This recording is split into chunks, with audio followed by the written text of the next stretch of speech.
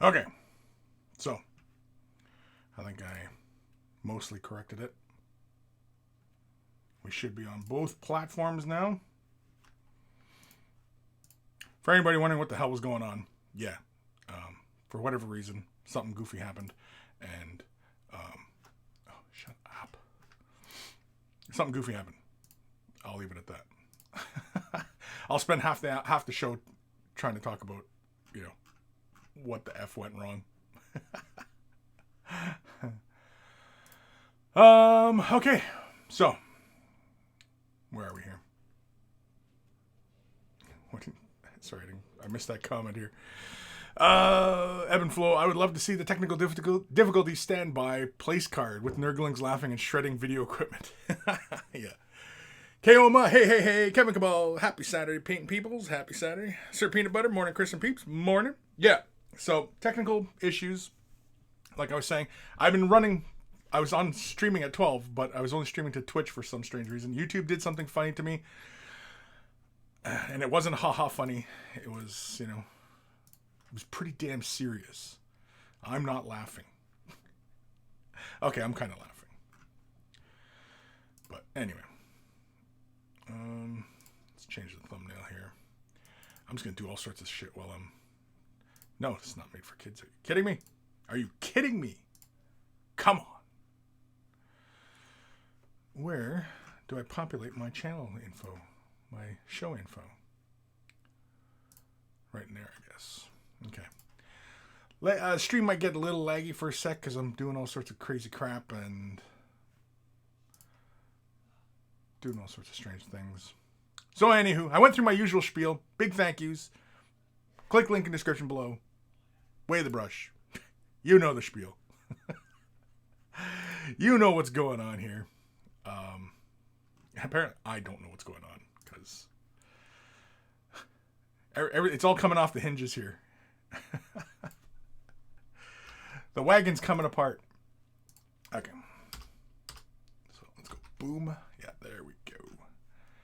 And boom. Alrighty.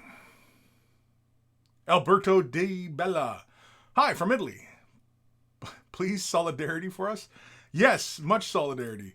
I saw something that was really quite nice. Now, I have no idea, like, if this was what was really going on or, but it was really lovely, I saw. And it was, because everybody in Italy is basically, shutting in their homes right now at the moment. Everybody was playing music from their balconies and singing and, it's often that, making lemonade when life hands you lemons kind of thing. And I thought that was really, really spectacular, in spite of all this fear and, that, all these people were getting together and, just sharing, and just trying to make make light of a dark situation kind of thing, right? And so I thought that was really nice. I saw that. I don't know how if it was recent or if it was just something that happened a long time ago, but I seen it on Twitter and it was all over the place, and I thought that was really, really cool. Sir Peanut Butter, morning peeps, Kris and Peeps, El Dari Lamborghini, hey everybody, Joe K, Mama Moo, Mama Corona, Mama Mo Corona, Mama Moo, Ma, Mama Moo Mama. I don't know what the hell we're talking about there. Joe, do you have the Corona, or are you drinking a Corona? I saw another picture. I think it was on Twitter. And it was, somebody had their basket, like 2 baskets high, full of toilet paper. And then the person right behind them had a case of Corona. I thought that was hilarious. That was, that made me laugh. That was funny. Like, haha funny. Sergeant Shamrock, yo. Joe K, my Sharona, man. Oh, my Sharona, my Corona. Got you. You're singing this song. See, I didn't get that at all. Didn't get it at all. Completely right over my head. Saleswoman from hell, Corona. Yeah, Corona. Everybody's talking about Corona.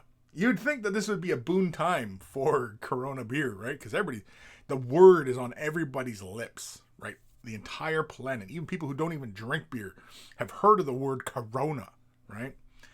You would think, but, no. Everybody's all doomsday scenarios. Nobody's laughing. That's why I thought that thing from Italy was really, really nice. That, everybody was singing and, just not losing hope, especially because, it's no small thing for a country to shut down. That's no small thing. And I'm sure they didn't come to it lightly.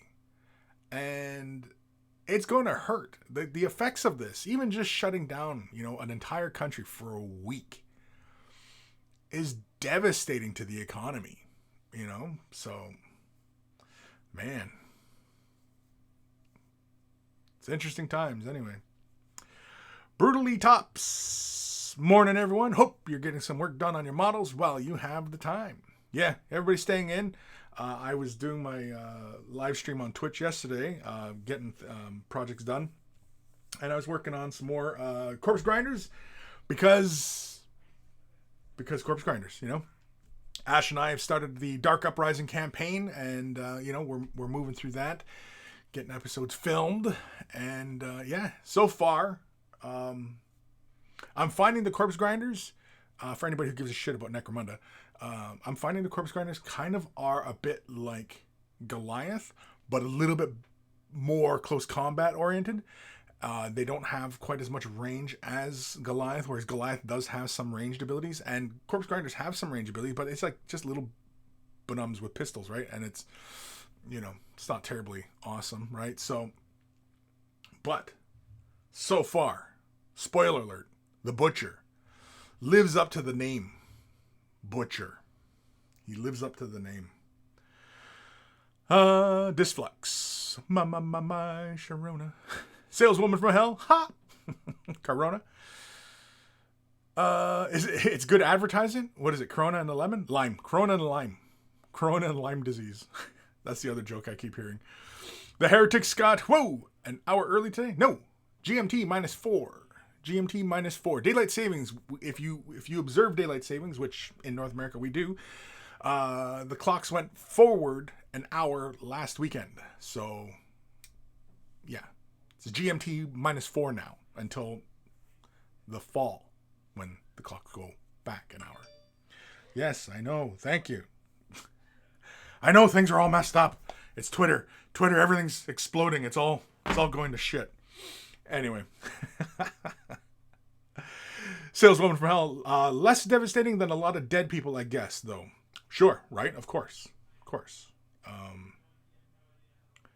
And the thing about all this, and a lot of people are like, because, as everybody knows, or maybe some of you don't know, AdeptiCon has been canceled. That was the next big event coming up, and that was like a couple weeks from now. 2 weeks. Next week? Anyway, it's been canceled. So, I was going to meet up with a bunch of the monkeys. We were going to have our meet and battle, a big battle at AdeptiCon. We were going to have a lot of fun, have some drinks, have some laughs. Unfortunately, it's canceled, but that's okay because next year we'll get together and, we will have laughs and it will be great next year. And, but the thing is, though, is that because the event has been shut down, and it should be, and I kind of figured it would, even when they were still talking, like they had put out a release saying that it's possible that we may have to, blah, blah, we're in connect, whatever, right? I figured that definitely was on the list of getting shut down. And, it was coming. It was going to come. And I'm actually glad it did in light of all this, because I would not want to go and it be, 500 people and, not seeing everybody and the event not be at its best, right? Why go to the event if it's not going to be at its best? Because travel restrictions and, because, there was all the ban on on Europe and, stuff like that. And so, there was all sorts of reasons why it should have been shut down, because it would have just been diminished if it went on. Whereas next year, we can put our energy into next year's, and, have a really great time for next year. And hopefully everybody's healthy for next year, right? I mean, coronavirus probably still could be around at that point, but hopefully it's not, as widespread, because right now because there's no testings, there's no nothing, right? And the shit is just spreading like wildfire, and because it's unchecked. We don't know who's got it, who's got what, you know what I mean? And there's no proper diagnosis. We have no vaccine for it, you know what I mean? And so we're just at the beginning right now. We're still in the beginning of this thing. And, so shutting it down. And even though some people were like, well, I'm healthy, I can go. Yes, you're healthy, you can go, but you potentially can infect a whole shit ton of people by attending, and news is that even in my area, it's here. So, I mean, I figured as much anyway, but, my son right now is sick. And, we're watching him carefully, because if he shows, he's got 4 of the 5 symptoms. And if he shows the 5th symptom, yeah, you bet your ass I'm locking him up. Because I'm not getting sick. Although, more than likely, I've already contracted. I'm already carrying it, most likely, if he has it. So, and I was talking about this yesterday. So if I die from this shit, because I'm one of the at-risk people, I can die from this shit. If I get corona, I could possibly die from this shit. So it's no laughing matter, because I'm on the high-risk category, because I'm diabetic. So, yeah. It's no joke. It's no joke. Where am I? John Bomey. How are the AdeptiCon reveals going to be broadcast? Oh, they'll probably just do it on their Twitch channel. It'll just be a Twitch thing. They'll do it live on Twitch. Joe K. I'm more afraid of the countries that don't report realistic coronavirus levels. Well, America is one of those. America is a big one. And I mean, you have to test everybody. And that's the only way you're going to get the numbers on who's infected and how many are infected and at what the rates are, as far as how infectious it is, what toll, like what mortality rate it has, and all these things. You have to have all the data to have an actual, consensus of the information, and that's not happening in a lot of places. Not just America, but I'm sure Canada as well. And you gotta have it. You got to have the data. You got to know what you're up against. Just, sticking your fingers in your ears and closing your eyes, it's not going to go away. And this shit ain't a flu. When people say this is just a flu virus, it's not a flu. That's not the flu. Ghost Starman Deluxe. Yeah, North America changed the clocks last week, but in the UK, maybe other places too. I don't know. We haven't yet. Oh, okay. Yeah. Well, I post on Twitter when I'm doing the show. I posted on Facebook. I posted in the Discord, because in the Discord I have an announcement channel, and I always post there. And so usually anybody who's following me on Twitter I even post on Instagram as well. I make a little thingy. So if you follow me on the social medias, you're up to date with what I'm up to. So if I'm not doing a show, I usually post. If I'm doing a show, I post. So either way, I post. So it's just a good way to stay informed. Dave Dooge, hey yo, is it Dooge or Dodge? Doog? Anyway, Fire Drake 18, hello, Anthony B, the climate of fear is real, absolutely ridiculous.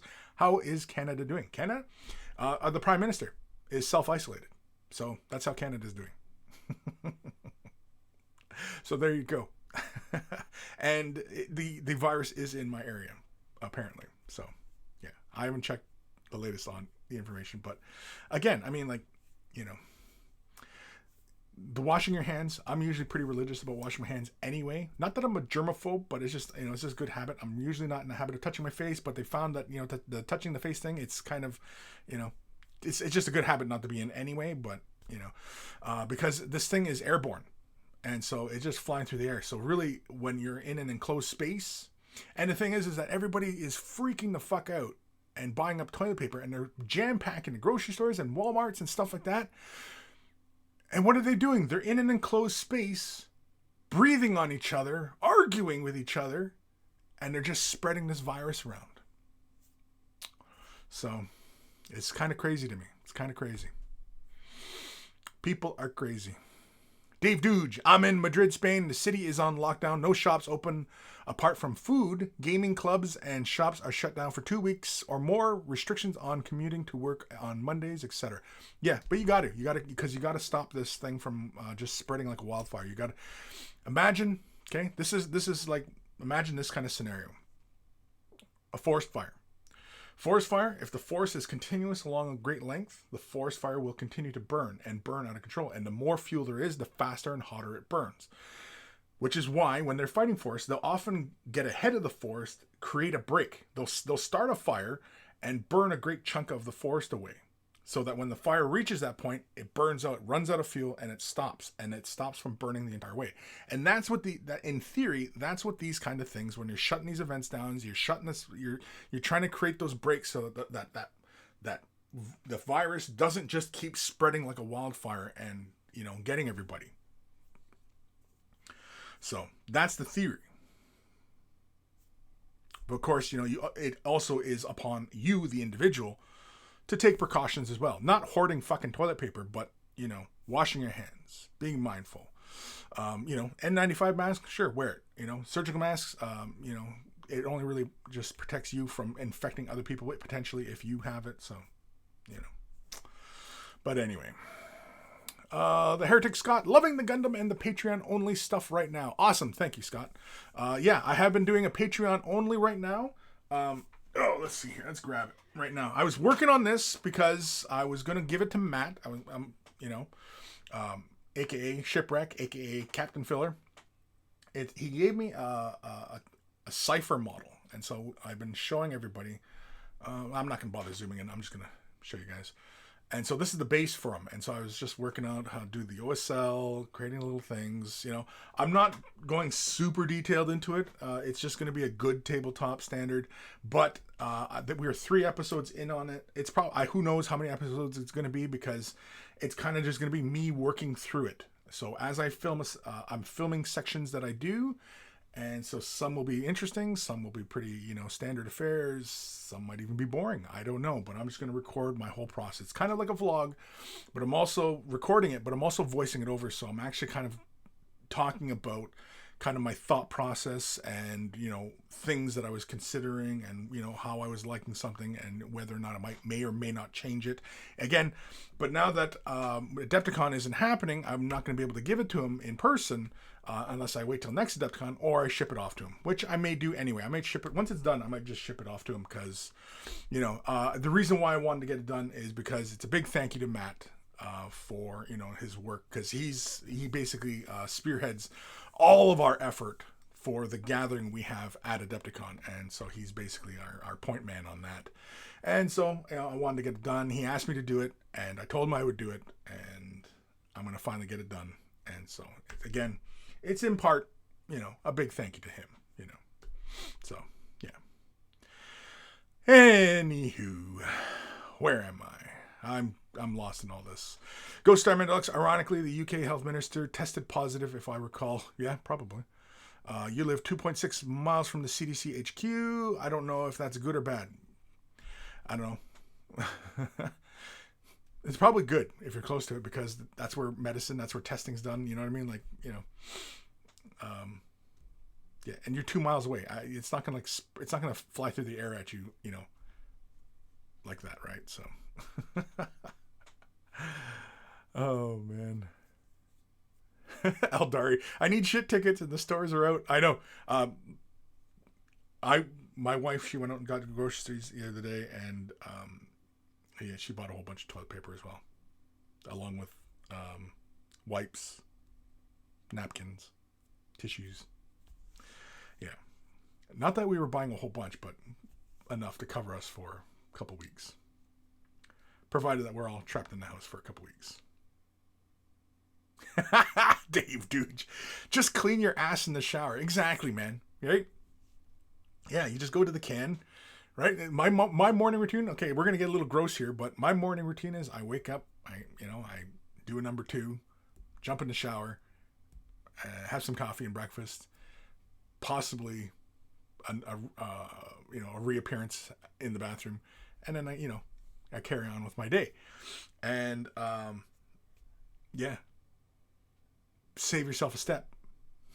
Don't shit in the shower, but, shit and then just jump in the shower. Shit and shower. Shit, shave, and shower, as my mother used to say. Shit, shave, in the shower.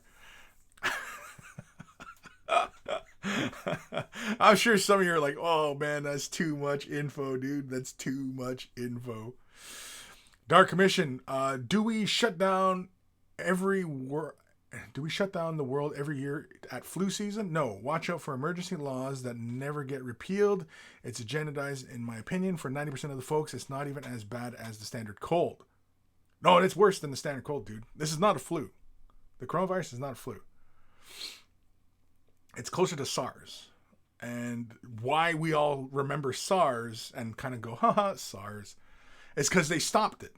They mitigated how fast it was spreading. And that's why we can look back at that and go, ha ha ha ha ha. And hopefully one day we're all going, ha ha ha ha ha. But it's no light thing to shut down a fucking country, dude. They shut down an entire country. And America is on the process of shutting itself down. So, and America, it's 300 some million people. This is no small thing.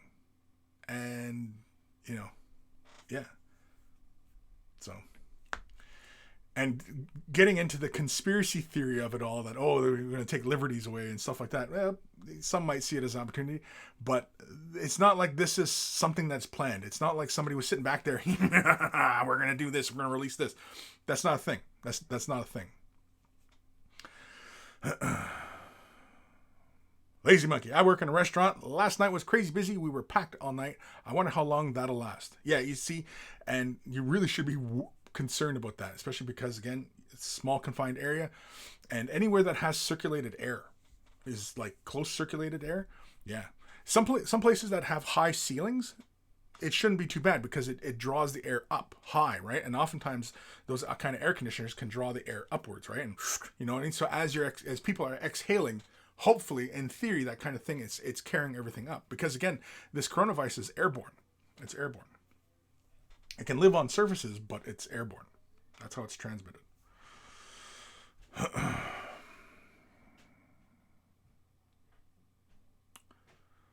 I'm just trying to skim through some of this here. Saleswoman from hell. Sure, it's not 90%. Even if it were, probably not a good idea to say fuck it and propagate something that would kill the other 10%. Exactly. Well, exactly. I mean, it's not about you being healthy. It's about the people who are at risk. Okay? So bear this in mind. I'm at risk. I'm in that category of that people who are fucking dying from this. I'm in that category. So I'm giving it wide berth and I'm being respectful of, this shit. So don't take it lightly. Motherfuckers are dying from this shit at a pretty decent rate. And if it runs unchecked and they're not testing people, and I mean, like, there's so many different ways that this can go badly.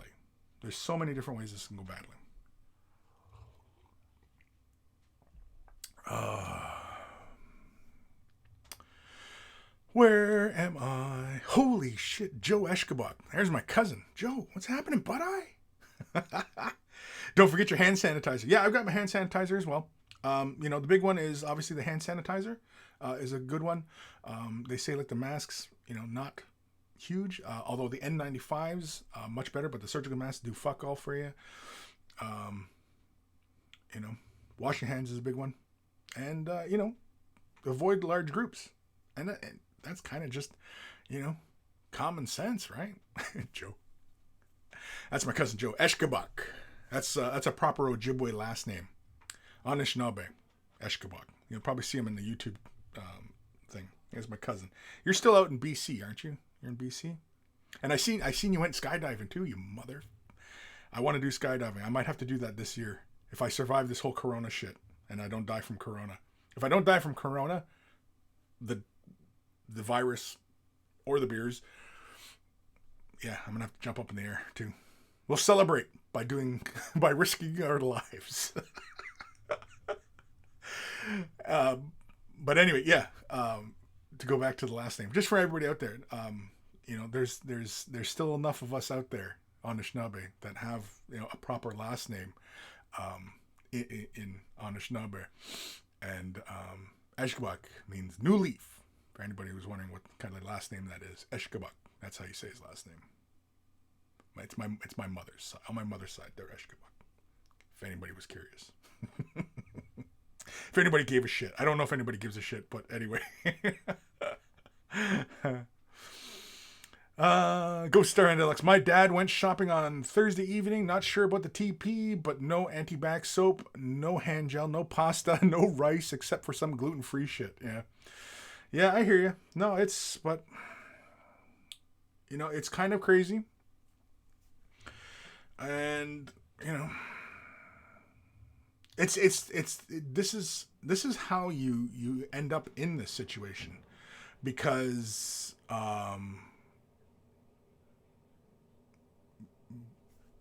it's selfishness, right? That's really what this is. It's selfishness, and we are still in a society of selfish people, and that's what hoarding is, right? It's selfishness. It's greed and it's selfishness. It is the notion that, well, I don't care about them as long as I'm taken care of. And sometimes it even extends, and it's kind of a selfish thing too. And it's, I'm just taking care of my family. I just give a shit about my family. And that's a form of selfishness too. And that's unfortunate. Not much you can do about it, but when people talk about, how far humanity's come, here we are, like gibbering fucking chimpanzees fighting over the last scraps of whatever. So, you tell me.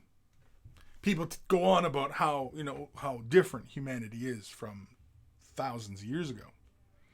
It's really not that different. The tools are different, but still the same monkey creature, beating its chest and, attacking strangers and, things like that.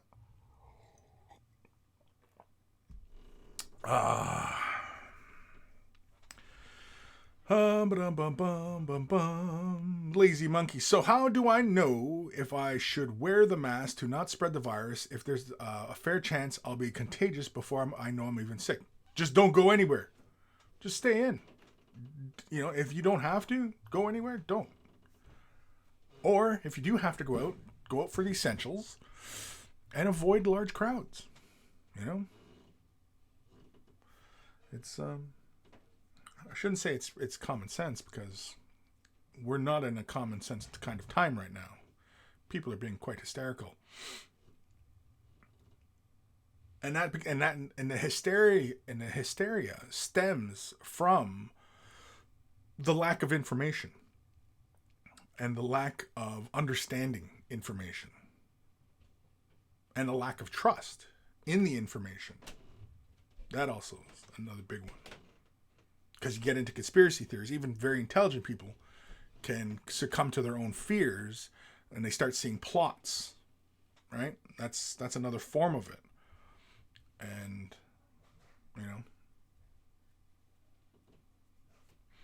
it's crazy. It's crazy. So, yeah. Johnny's Chap Shot, Way the Brush, episode 287. What about my needs? What about my needs? What about my needs? Right, exactly, right? What about my needs? Yeah. Saleswoman from hell fighting over the last scraps of banana leaf. Exactly, right? Flinging poo, of course. Yep. Saleswoman from hell. If you can't get masks, government also suggests literally anything is better than nothing. Sure, like the surgical masks, don't bother with those. If you're trying to protect yourself from them, like if you can't avoid being in a group, for example, jumping on a subway, commuting, things like that, right? The surgical mask only protects other people from you, right? Because there's still ways that the airborne material can still make its way into your mask. N95 mask, right? Like I'm showing here in the thumbnail today, it forms a seal around your face, and it has filters. And now, mind you, there are the ones that are just paper and they just pinch onto your nose and they go around, and those work great. Any masks like that protect you from particulates, that's what you want. If you have to go out. If you don't have to go out, you don't need to stockpile a shit ton of these things. Again, it's people succumbing to the fear, right?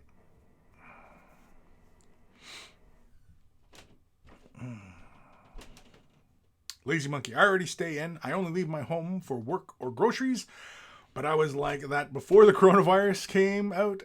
Because I'm antisocial arse. Because I'm an antisocial arse. Yeah. And same here. I don't go out that much often either. I only go where I need to go. Honestly, not that I'm fearful of large groups of people or anything like that. It's just, honestly, I just don't like being around. I don't like going to zoos. I'm not one for zoos, and I don't like watching all these creatures running about, flinging poo at each other, and it's ridiculous to me. I don't know. But anyway. Fire drinking tea. What about me? What about Raven? Who's Raven? Joe K. We haven't been far enough. You can read history of the Peloponnesian War, and you can understand every motive, every political scheme, every proxy conflict, as if it is our modern world. Right. Ben Shun, I see a future where only miniature painters survive. Is that a good or bad? It's bad. That's a bad thing, because most miniature painters, okay, and I say this with all due respect, but most miniature painters are nerds who lack a lot of survival skills. Mechanical, hands-on, practical. Can everybody recite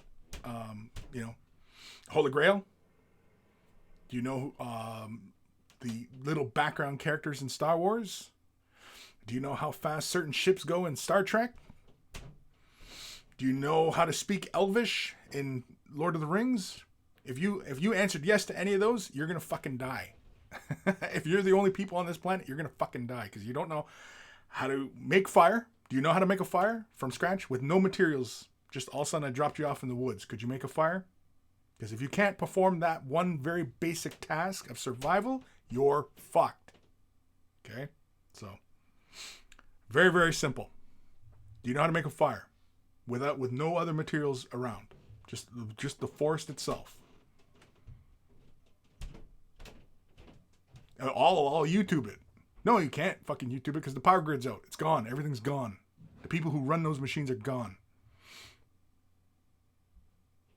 No? Then you're fucking dead. Pretty simple. Pretty simple.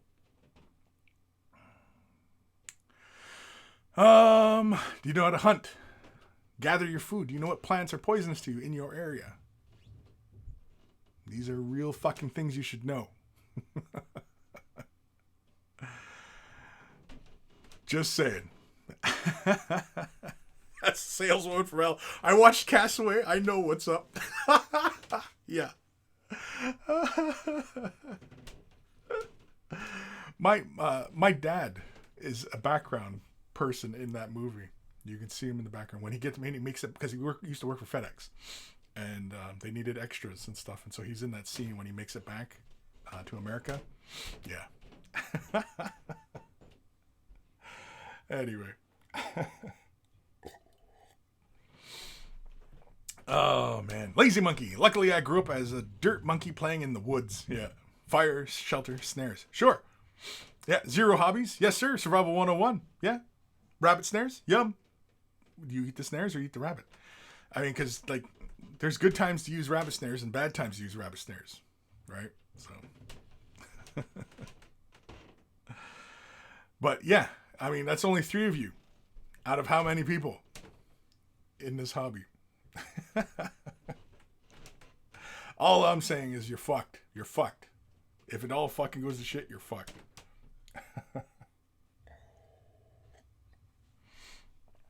Fire Drake 18, LOL. I took offense when you called me a nerd and and was able to answer 3 of those questions. Yeah, well, dude, I can answer yes to most of those questions too. You know? But I also know survival because that's the way I was raised. So, you know,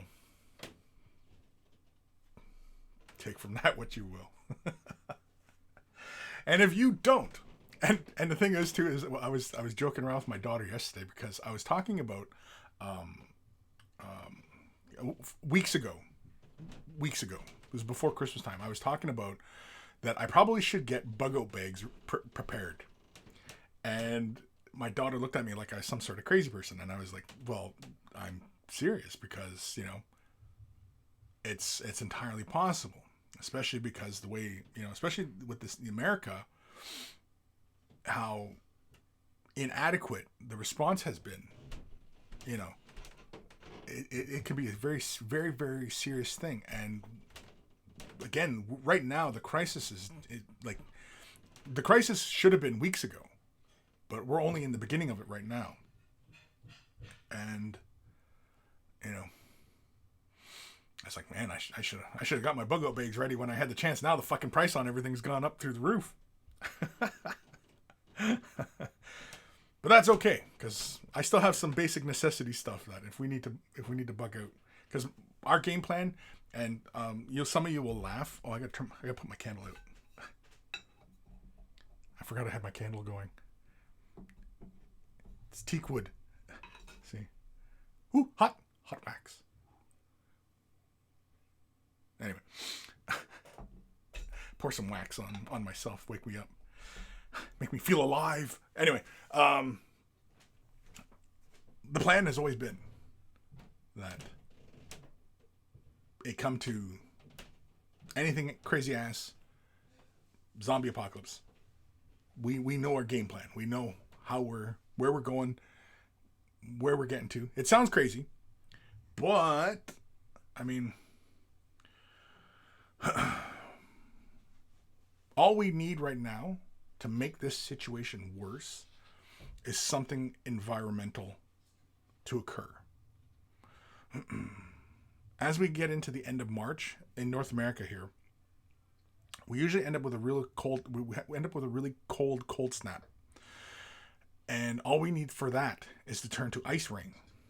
Ice rain is probably the most dangerous thing to our modern society as it is.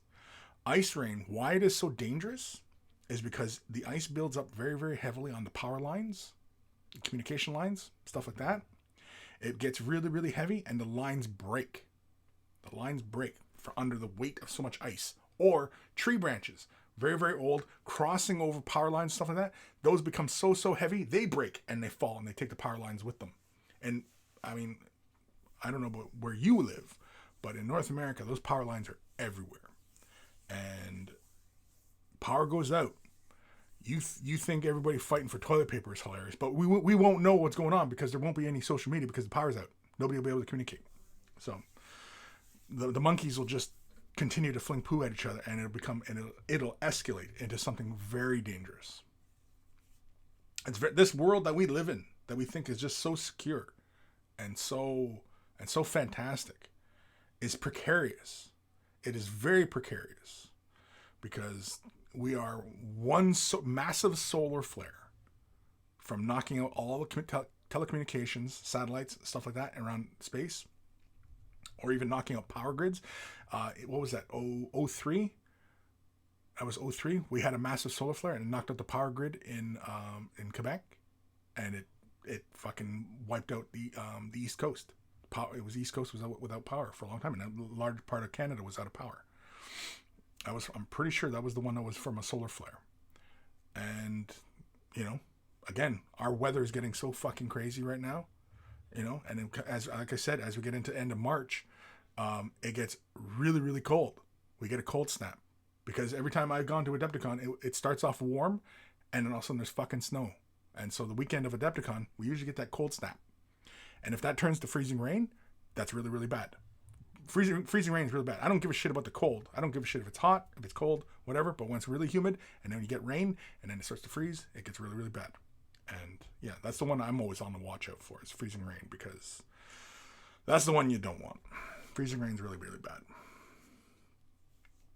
But anyway, zero hobbies.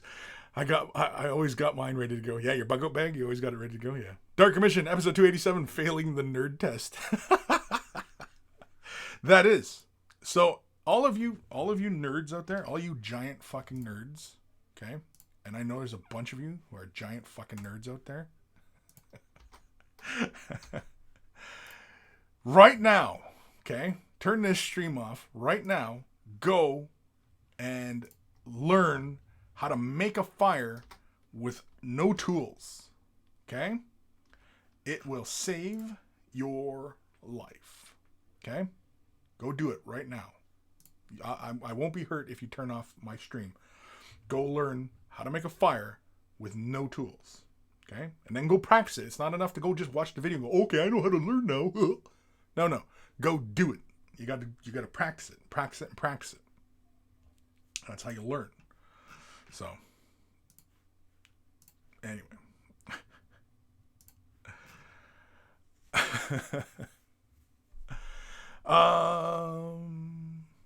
Benshun. I live in an earthquake zone. We have at least 2 weeks worth of survival stuff. Right. And people who live in zones like that, where you live in hurricanes, earthquake, all these volcano, you know what I mean?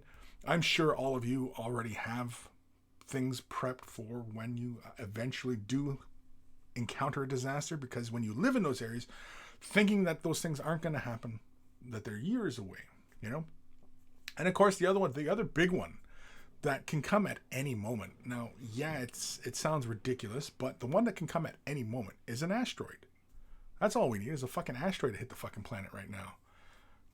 Hit in the ocean, cause massive tidal waves. Hit somewhere wide open, cause massive explosion. Depending on how big it is, depending on what it's made of, right? So, excuse me. Where are we? Saleswoman from hell. Just imagine one fuck up and your local water source gets contaminated. Exactly, right? Reminds me of cabin fever. Coma. I live in the north of Norway, and everyone here knows how to survive if shit goes to shit. Right, exactly. I mean, most people who are rural, who live out in countrysides and stuff like that, will most likely be fine, right? It's the cities. It's the cities where these skills are just non-existent. And that's where it becomes dangerous. That's where it becomes very dangerous. And when the power goes out, yeah, of course, anybody who's in the rural areas. But again, like I said earlier, well, I already know how to do it. I live in the rural area. I know how to survive. So no big fucking whoop. But that's that same mentality as hoarding all the toilet paper. And, it's a lack of empathy of everybody else, right? Well, I don't give a shit because I know how to do it. Like in the scenario of the apocalypse, are you willing to open your doors to people? Are you willing to share what you have with other people and preserve your neighbors? Or are you going to sit there with a shotgun on your roof? People cross your property line and you shoot them, right? Is that the kind of mentality? Because if that's the kind of mentality, then yeah, everything's fucked.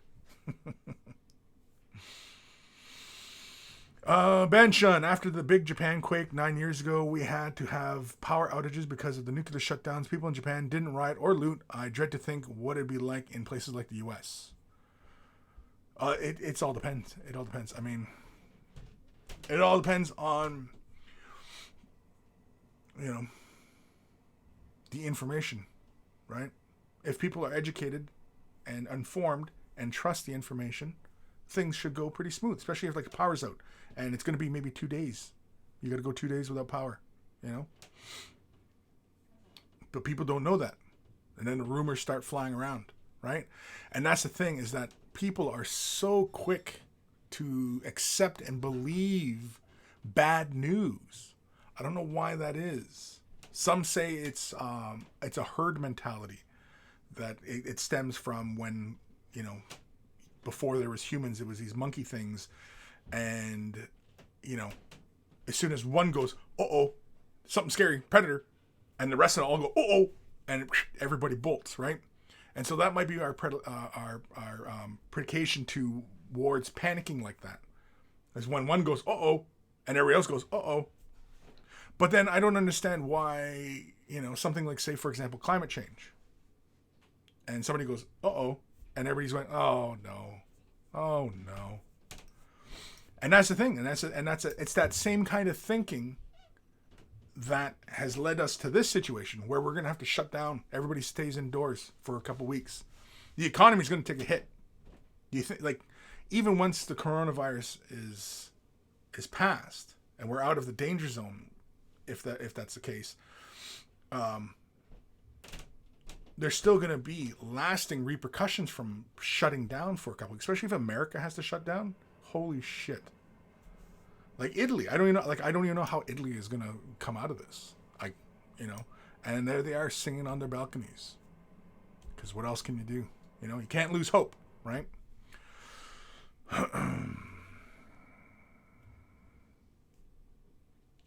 Ghost Starman Deluxe. You should do a fresh tip on fire starting.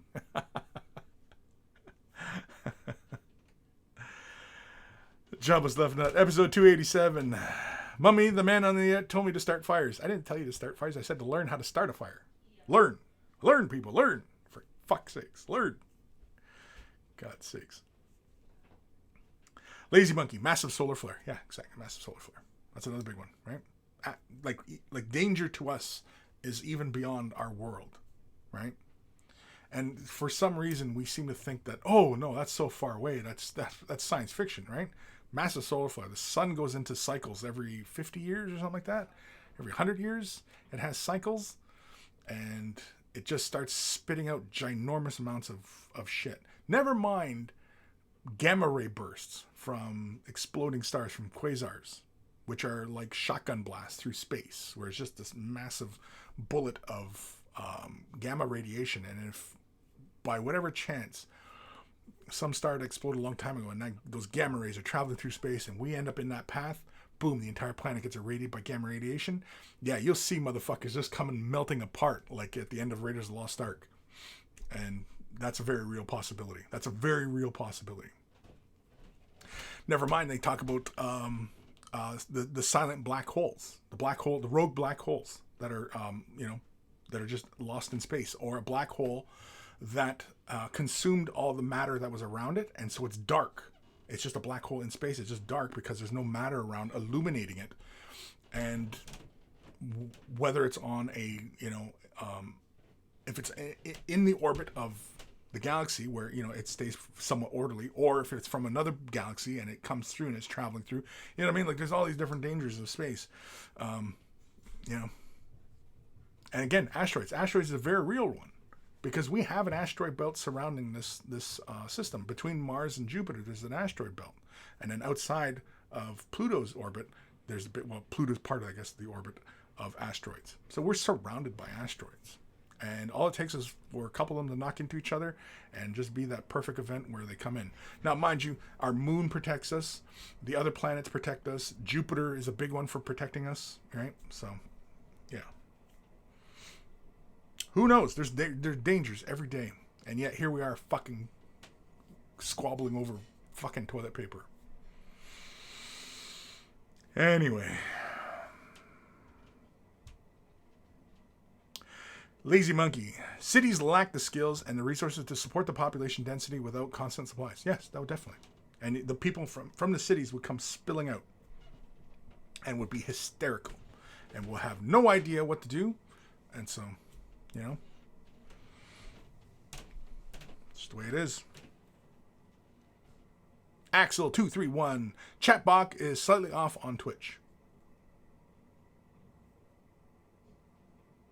Never mind, scrolling from the top. Yeah. Lazy Monkey, the Oort Cloud will be our doom. Doom! The sails going from hell. The asteroid belt itself shields us as well, right? Not really. No, because think of it like a game of pool. Okay? All those rocks are all moving around, right? And an asteroid comes out from even outside of our solar system, comes flying in. And just like pool, starts knocking all them rocks around. And all them rocks start flying all over the place. And one of them, just as luck would have it, would be on a path to hit us. Or fall within the gravity of Earth. But again, like I said, we do have protection against those things. You know, the moon. The moon is like a big old bodyguard for us. The moon is very important. That's why the moon is just littered with marks all over its surface, because it's like a little bodyguard for us. But also Jupiter is kind of like a big ass brother who protects us as well. Because Jupiter's gravity is so massive that it attracts other debris that is coming from outside the solar system. But between Mars, the orbits of Mars and Jupiter, there is a belt of rocks. And rocks can come at us from there as well. Rocks come from anywhere. But space is pretty big, and, you know, who knows? Salesman from hell. Huh, okay. Yeah, I mean, would it shield us? No, I don't see it shielding us. I would see it more like if a rock was coming from from outside the solar system and was coming right on a path for us, we wouldn't know. We would have no idea that that's coming. I think our best detection is like 36 hours or something like that. We would see a rock that was on a path for us if we see it, which we are very unlikely of seeing. But if we just by chance happen to see this rock coming at us, and if it was outside the solar system, yeah, we wouldn't know. We would have no idea. And, you know, if it hit any of those asteroid belts coming in, yeah, it would more likely just make more material. It'd be like it would be just like pool. It'd be like breaking in pool. You know, one ball comes in, hits many balls, and then all those balls go flying all over the place. And yeah, it'd be like that. Aaron C. Howdy, Kris and fellow Coronoids. Late to the party. Happy Saturday. What's everybody working on? What is everybody working on? Is everybody working on something other than a cold sweat?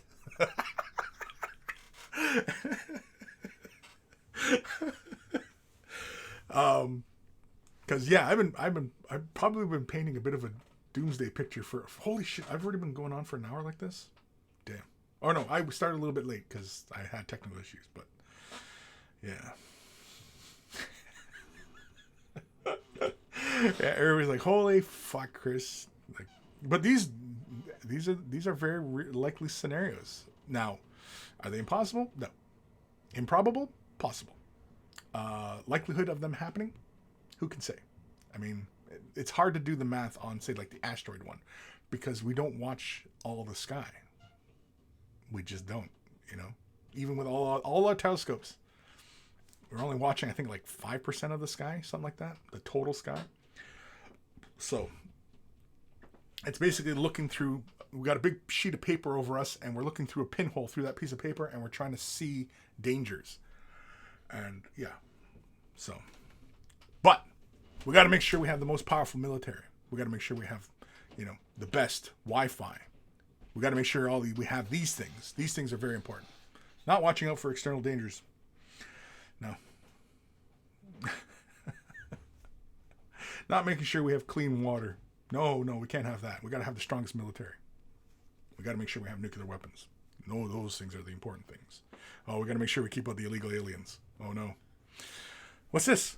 Hi, honey. Oh, a fresh one. Oh, a fresh one? Was there still some in there? Yeah, but it's... Well, let me slam it. Waste not one.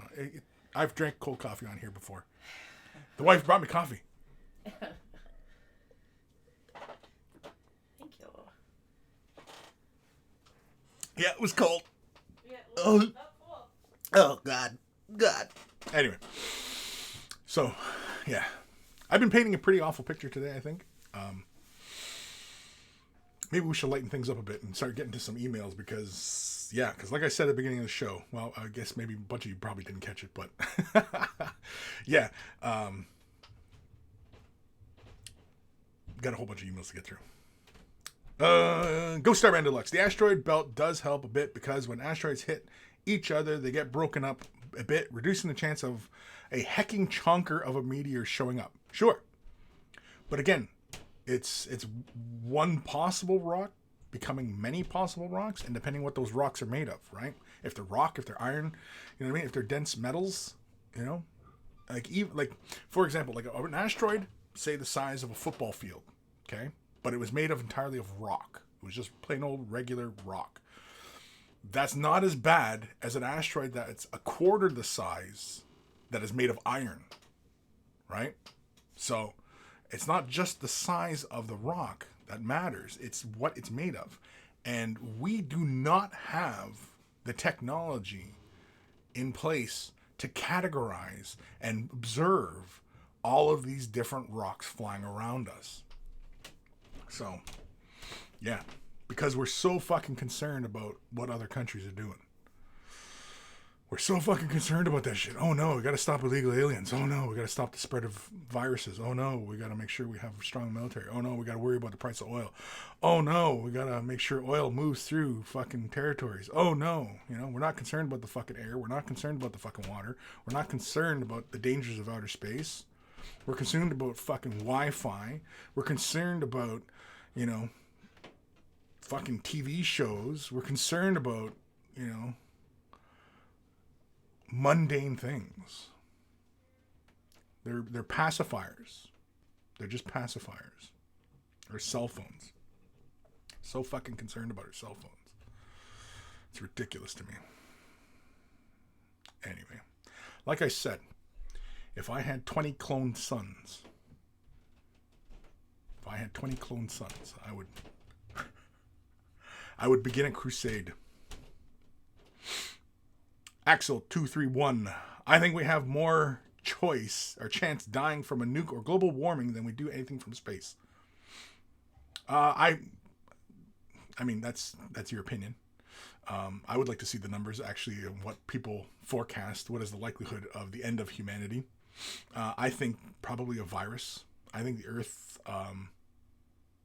because we've messed with and tweaked with this ecosystem enough that the Earth always has a balancing act, and these viruses and such that keep getting stronger and stronger, they are what's going to do us in. I think these epidemics are going to continue and become worse as our environment continues to fall askew because of our intervention. And the thing is that we're, when I was watching one program, and it was talking about how,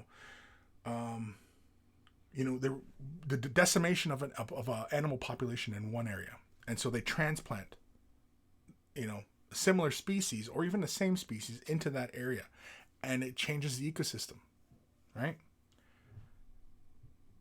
And again, it's always these things of people trying to control nature. You can't control nature because there's too many variables. As soon as you pull at one thing, the whole thing can come crashing down, right? You can't get rid, they talk about like getting rid of like mosquitoes, or get rid of these and get rid of this, or destroy this plant species, or you know what I mean? You can't, because you're just trying to control the environment, and you can't control the environment. There's too many variables. We do not have the capacity, the mental capacity, to process all of the variables that can occur. Chaos. It's all chaos. The universe is chaos. We do not have the cranial capacity to interpret chaos. We just can't fathom all the possibilities, the likelihoods.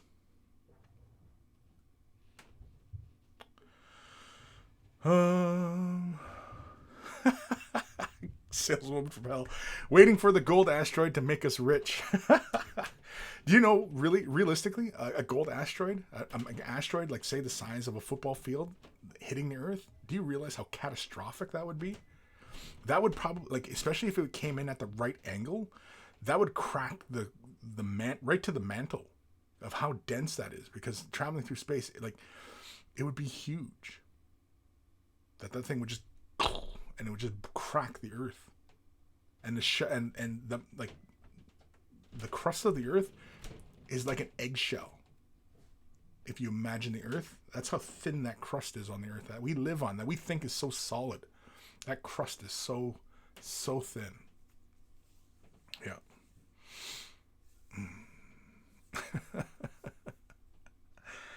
Oh, man. Chava's left nut. She's heard Kris's ranting and she knows it's time for his meds. Shh, it's time for it's in the coffee. You probably right, Jabba. You're probably right. That's probably why. She probably heard me fucking going on about all this doomsday shit, and she's like, oh, he's flying off the handle. I better go give him some meds. Yeah.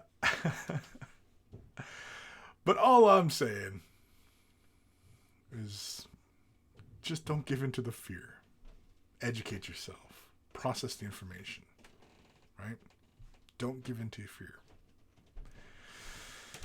I know it's hard. It's hard because that little monkey part of our brains wants to go, oh no, no, no! You know, must run, must flee, must, you know, protect myself, protect family, you know, and yeah. Anyway. Dark Commission. Oh no, the Andromeda Galaxy will hit in 3.75 billion years. Go get toilet paper now. You know what? Like, I've seen that. Like, we know that we're on the path to collide with the Andromeda Galaxy in like 3.7 billion years. And I kind of wish I could see that. I wish I could see two galaxies coming together like that. Like, that's, especially where they collide, will it be as chaotic or will it just simply knock solar systems out? Like, what would be the effect be, you know,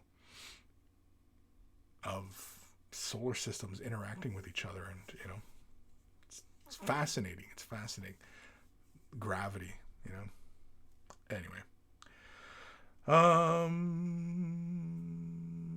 Lazy monkey. Since the earth is flat, all we need to do is figure out how to tip it so we can dodge anything that comes at us. Problem solved. Yeah, do like turn to the side so it just do like a Matrix, like a Neo.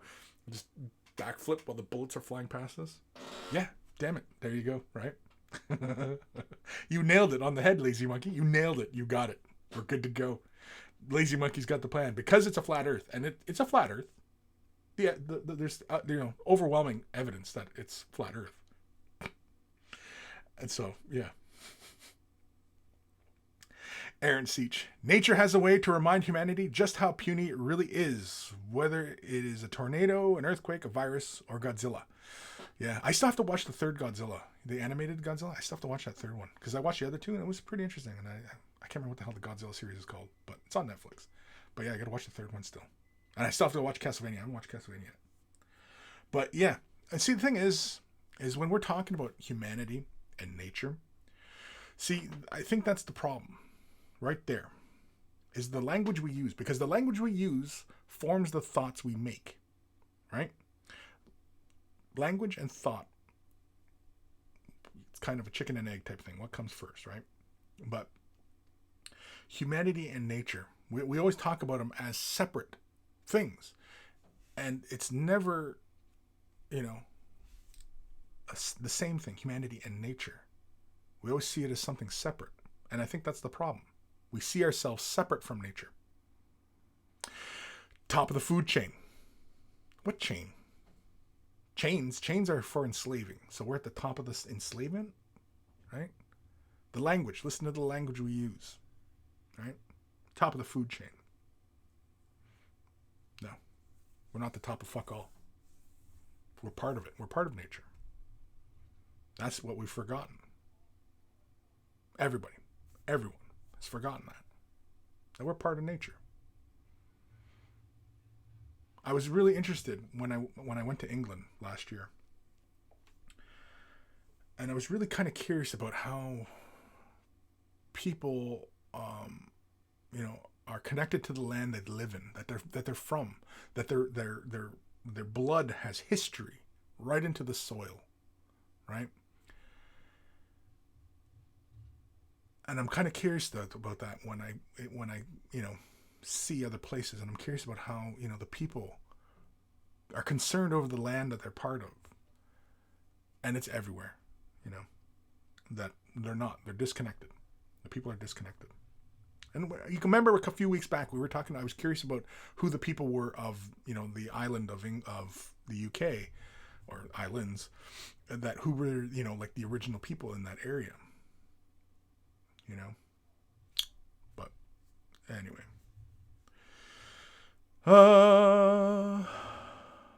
Mukwa Gamer. Hi, Kris. Hi. Mukwa. Bear Gamer. Anybody who's wondering, that's in the... Man, all the old jibs are showing up today. Vivian Wolf. Hey, Kris, how's it going? Not bad, baby. Axel can get everyone to stand on the left foot of the earth and jump. There it is. That's it. See? Axel solved it. Science. Everybody stands on one left foot and jumps. We'll shift the entire flat earth like a big pancake and it'll turn in space. See? Problem solved. Axel, you nailed it right on the head, buddy. Ghost of Starman Deluxe. That's why the dinos aren't here anymore. Poor bastards got catapulted into space when the asteroid hit.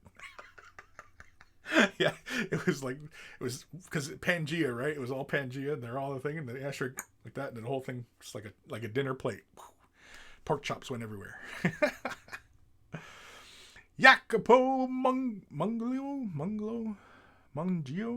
Hi, Kris. How are you? I'm not too bad, Jacopo.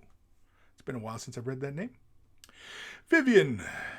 Got to thinking about you recently as we were doing a fundraising stream for the people and to help with the housing and all the extra people that have gone up there to resist the pipeline. Yeah. Well, I mean, see, like the thing is that, and this happens all over America and Canada, is that so much of infrastructure just runs through our territory. Now,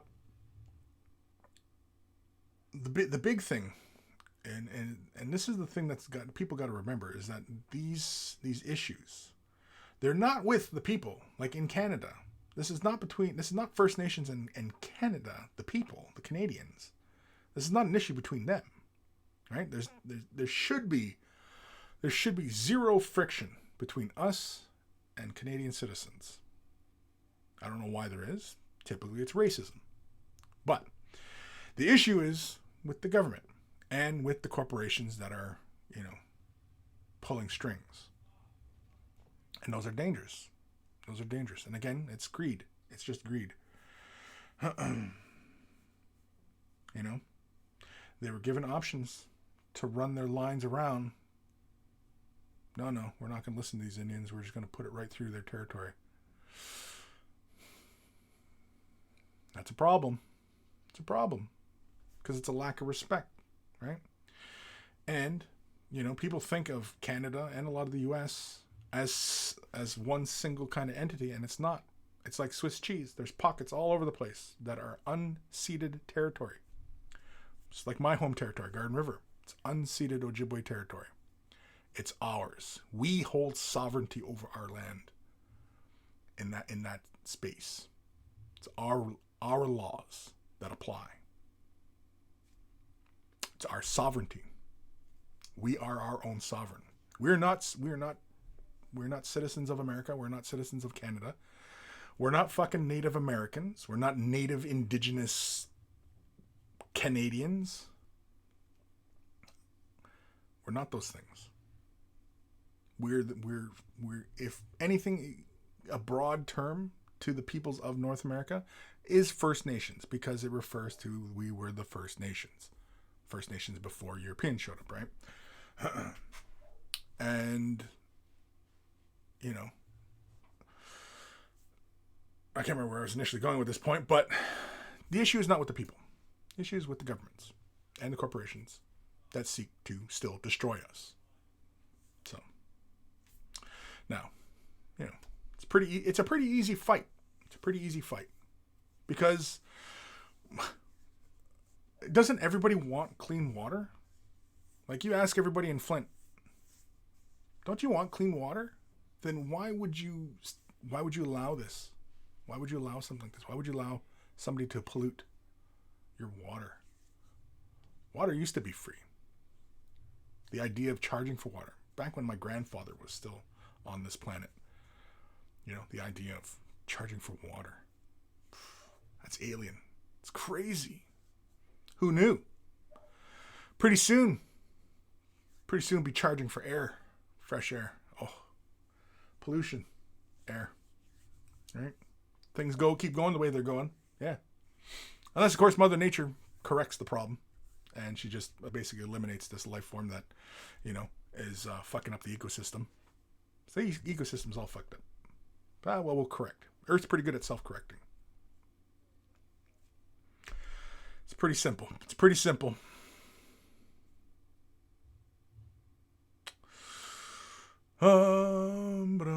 Bum, bum, bum, bum. Vivian Wolf was trying to think if I knew any Indigenous Canadians and was wondering what your take was on the situation. Yeah, see, Indigenous Canadians. I'm not Indigenous Canadians.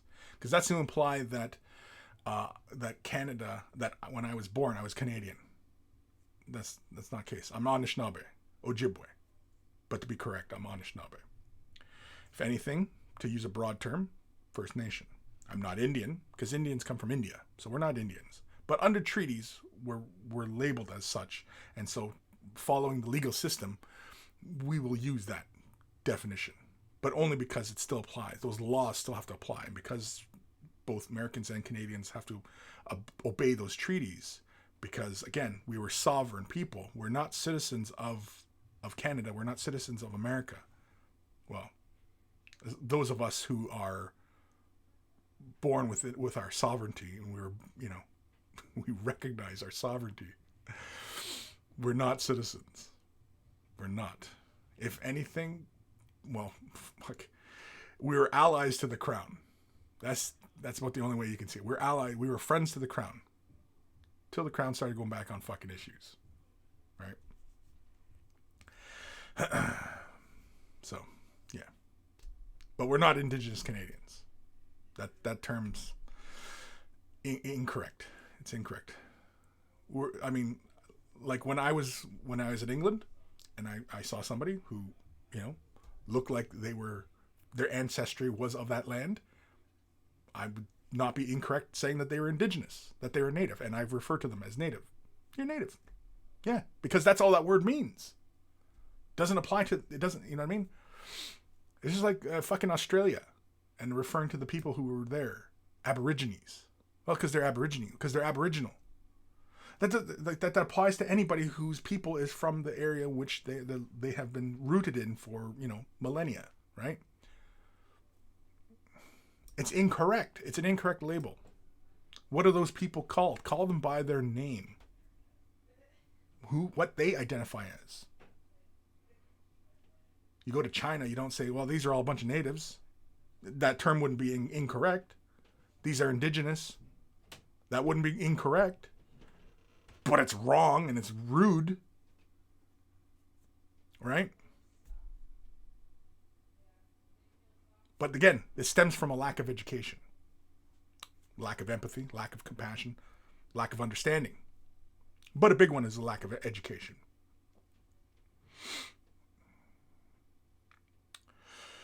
Oh, Vivian. Oh, sorry, I should have said First Nations people. That was my bad. Yeah. You're not really gonna step on anybody's hurt feelings if you use First Nation. At least in my experience, I don't have an issue with First Nation because, again, when in this kind of dialogue like this, it's the most apt, right? Because, again, the words we used, First Nations, they were the First Nations, right? So, but when talking to the people who are of that area, it is not incorrect to ask them, and they probably would say, oh, okay, well, this person's educated and understands what we're talking about here. If you ask them, what nation are you from? What nation are you? They say, oh, well, we're Choctaw, we're Dene, Lakota, right? We're Ojibwe Nation. That wouldn't be incorrect to ask them what nation they are. If they look like they're, First Nations, yeah, you're not going to hurt anybody's feelings. You're not going to insult anybody by asking, well, what nation are you? What nation are you from? Oh, I'm from, the Cree Nation.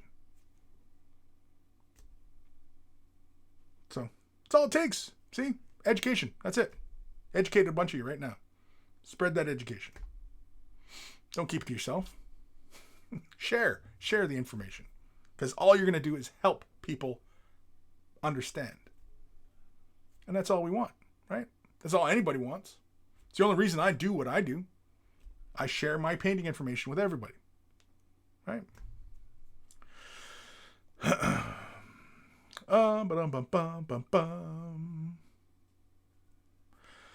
Joe K. As a member of a nation that rose up again after 400 years of slavery, I sympathize with indigenous tribes of America.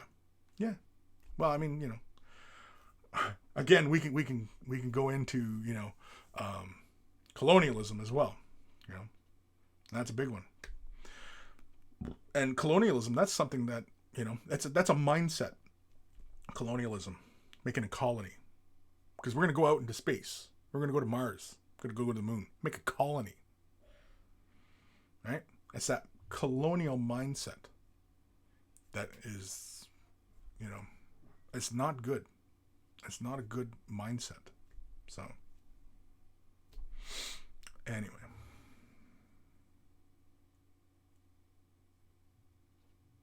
Yakapu. Sorry for using native. No, don't be sorry. I mean, again, don't be afraid to ask the question either. Don't be afraid. If you encounter somebody who's, who looks like they might be, First Nations, don't be afraid to ask them. Do you prefer native? Because some don't really care either way. And that's a personal thing. And, but don't assume that one person's reaction is the same for everybody. And again, it's only in my experience with everybody else in the community that only seems to be makes the most sense, But again, even what I'm saying, don't assume that applies to everyone, Person by person basis, nation by nation basis. Everybody's different. Don't assume that just because, they're brown skinned and their family's been on this continent for thousands of years, that, we're all the same. Again, like the broad term of Native American. Native. It lumps everybody together. It'd be like me referring to everybody in Europe as native. Well, you're Native European. But that's not the case, right? Because there's so many distinct groups in Europe, right? There you got Spain, you got Portugal, France, Belgium, Austria, Italy, Germany, right? It goes on and on and on. So many distinctions in such a small area. Imagine North America now. North America was not exempt from that. America was divided up all over the place, distinct nations, okay? There was nations in North America. It's the same thing. We might have very similar features, but when you really get into the nitty-gritty of observing us, it's kind of like when people have a hard time distinguishing Vietnamese, Chinese, Korean, and Japanese, and everybody in between, you know what I mean? Oh, they all look the same. Well, that's fucking racist. But when you actually observe the actual physical differences, there are physical differences, not to mention languages and cultures. And that's the entire planet. I mean, it's communities. I mean, that's what humans do. They form communities and they become nations and they become larger. And then as they spread, they intermarry and war. And you know what I mean? Like, North America was no different than the rest of the planet in regards to how things were occurring. We had peace treaties with our neighbors. We warred with our neighbors. We intermarried with our neighbors. Trade agreement. I mean, everything, every bit of social fabric that was going on at any other part of this planet at any point in time in the last 5,000 years was going on in North America as well. But the concept that, no, when Europeans showed up, it was just a bunch of people running around half naked, with their bows and arrows, which is ridiculous. And again, that's racist. I mean, it's ridiculous to think that. So, yeah. Eldari Lamborghini. Sharing information is part of the Anishinaabe way. So no surprise there, Kris. Exactly. I mean, sharing. We share. It's kind of, but I mean, it's not hard to share when you are when you open yourself up. Be compassionate. Be empathetic. It's not hard. And in fact, it's a very human thing to do. It's very human. And in fact, that might be what makes us distinctly human. is our ability to be compassionate. But you could argue wolves, right? Any pack animals that have high social structures. You know, we consider ourselves the spiritual descendants of wolves. You know, look at a wolf pack. They look after their young. They look after their old. They look after their sick. Everybody in the community is taken care of. All for one, one for all. All within freedom, right? So, yeah.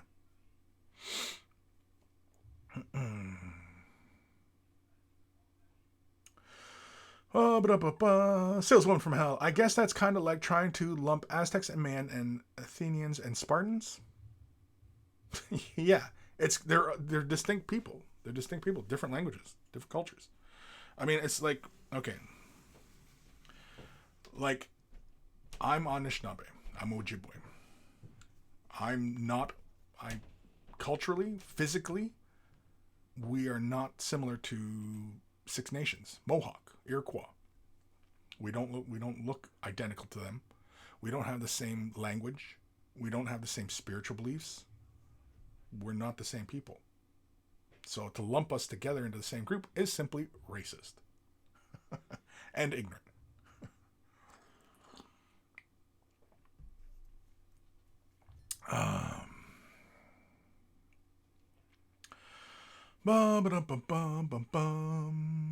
Saleswoman from Hell. Did Aztecs and Mayas look much different? Legit question, by the way, because I don't know.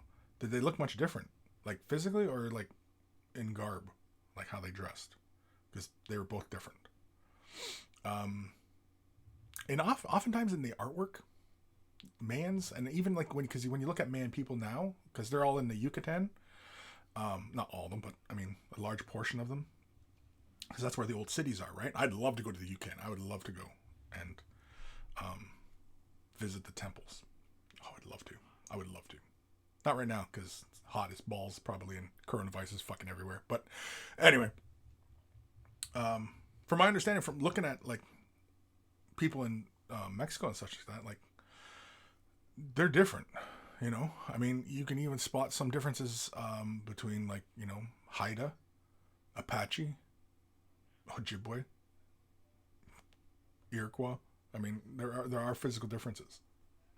And again, languages aren't the same. And spiritual beliefs similar, but not the same. We have like for Anishinaabe, we have more in common actually with man. There's a lot of similarities, which I don't know if it's something well documented, but we've theorized on that. We may have come from them, or we share a common ancestor. Either we come from them, or we share a common ancestor with a man. Same with Navajo. Navajo may have a similar ancestor as well, so we may have a similar ancestor to Navajo, because we know that thousands of years ago, the ice receded, and the people moved in. So we know that, yeah, North America wasn't always occupied, but as soon as the doors were open, yeah, people moved in. You know, I mean, that's the same for Europe. It's the same for anywhere on this planet. As soon as the area is opened up, people moved in. Life comes in and takes over. You know, it's life. That's just life.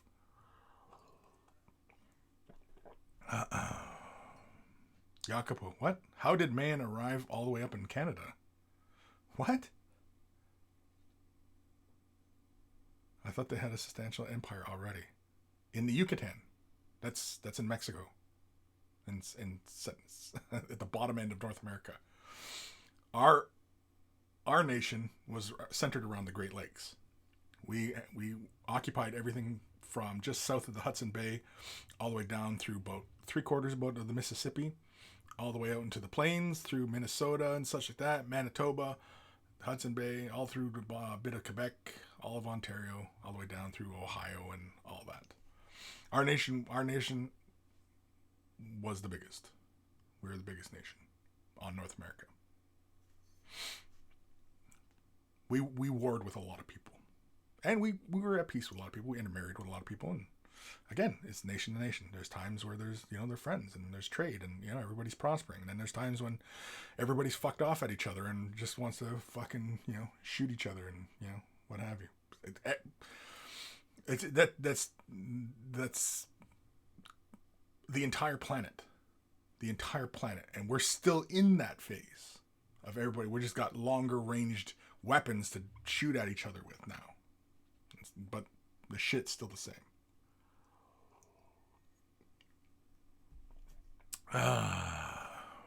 Joke.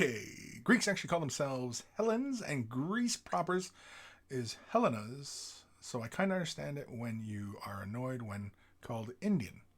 Right, well, because people from India are Indians. We're not Indians. But again, they often portray it as, well, he thought he was coming over and he was looking for India and he saw all these people and he called them Indians, and that's what it became, right? But I don't think that's entirely true, because either A, he was a complete idiot, he was looking for India, so he would have to have known where it was, and he was looking for a shorter route there, and he knew what the people were like, because if he was looking for another route, that means there was already established trade with India. So the only reason to do it is to dehumanize the people here and to vilify, dehumanize, and that process. And I think that's what it was. And that's why North American people became known as Indians. That's most likely what it is.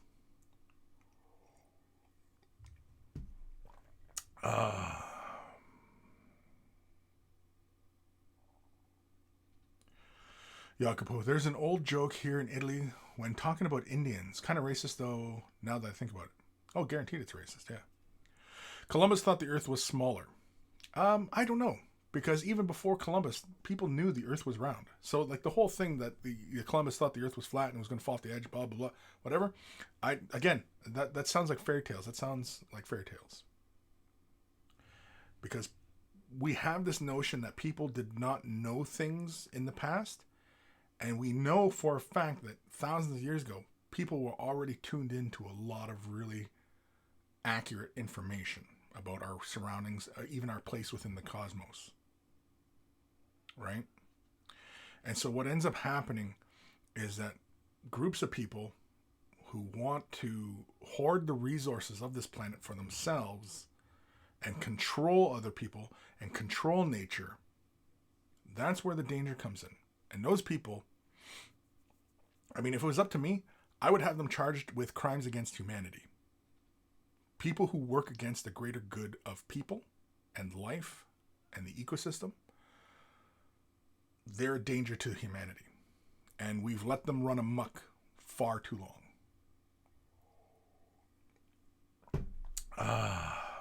It's just too dangerous. These people are just too dangerous.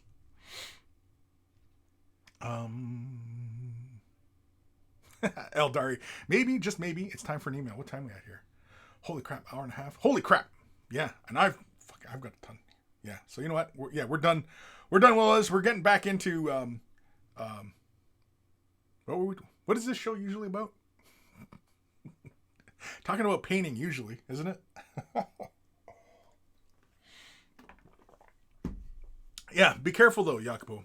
Be careful of propaganda and perpetuating myths. Because when you become very married to those ideas and new evidence shows the contrary, because what if they unearth a diary and it outlays all his plans for what he intended to do with all the people of North America, and it makes him a fucking villain. And here all this time you thought, oh, he was a great fucking guy, he discovered this and that. Again, I take you back, I take you to the example. How the fuck do you discover? It's like me going to England right now and discovering the UK. I found England. Plant my flag. Oh, I'm going to subjugate all the natives. No. That's just being an asshole. That's just being an asshole. Joel Stark.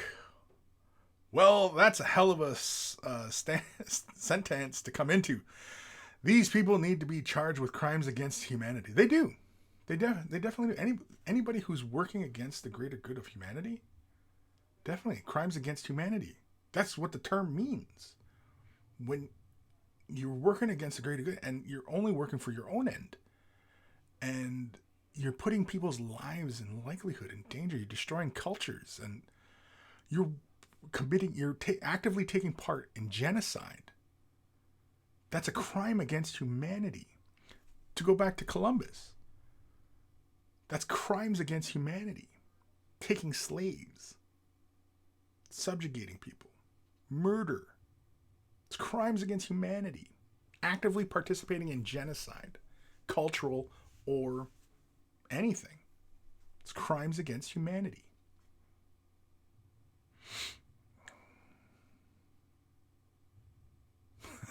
Ghost of Starman Deluxe. Kris, please come to England and subjugate us. You'd be the best leader we've ever had. No, because, no, people should be free. I'm using it as a joke, of course, right? But, no, people should be free. Free to explore life. Destiny. I don't really believe in destiny, but should be free to explore and make a life.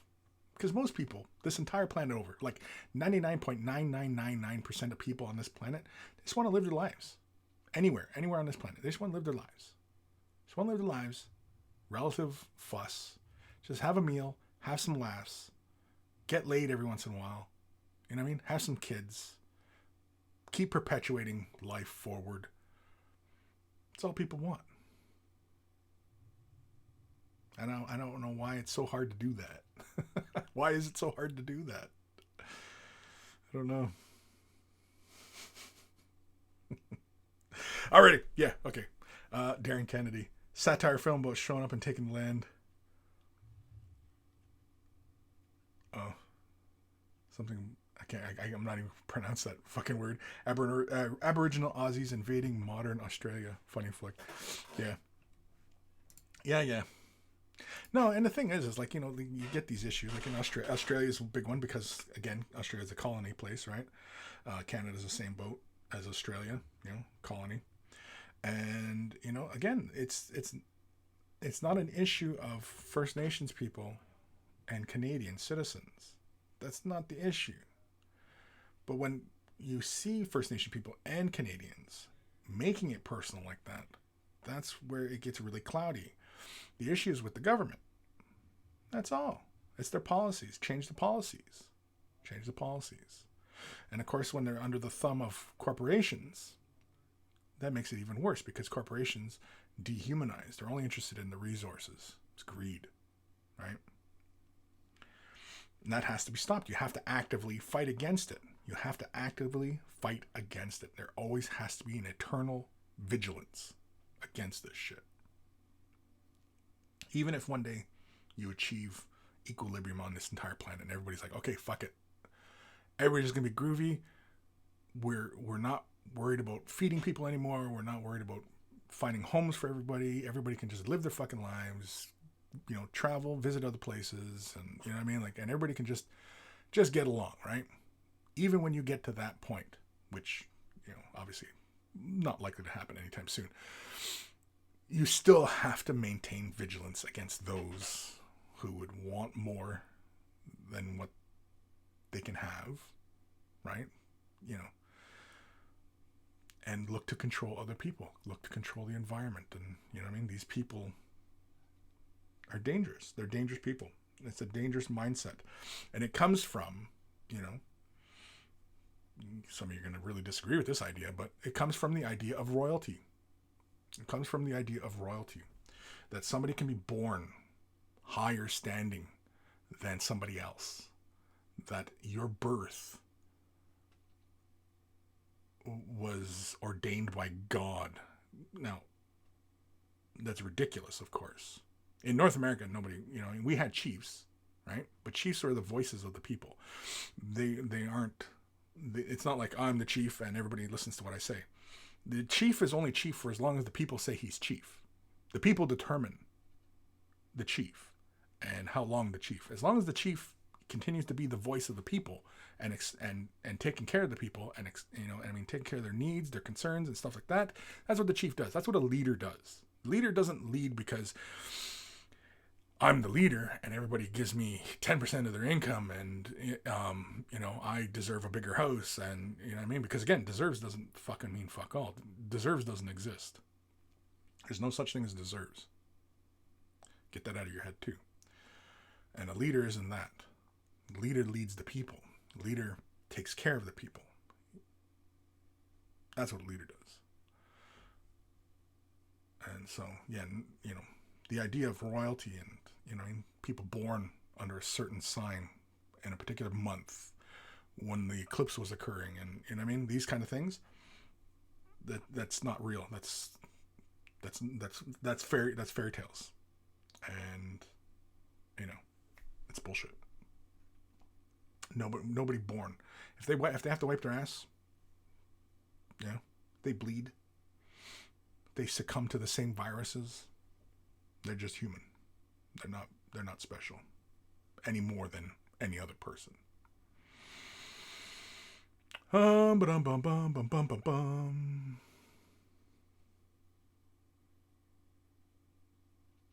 Dark Commission. Every culture has a guilty past to some degree. It's natural to have in-group preferences. Civilization is supposed to correct this. So just how civilized are we? Every culture has a guilty past to some degree. Sure. I'm not because if you're guilty of something, then you know that you did something wrong. Right? If you're guilty of something, then you know it was wrong.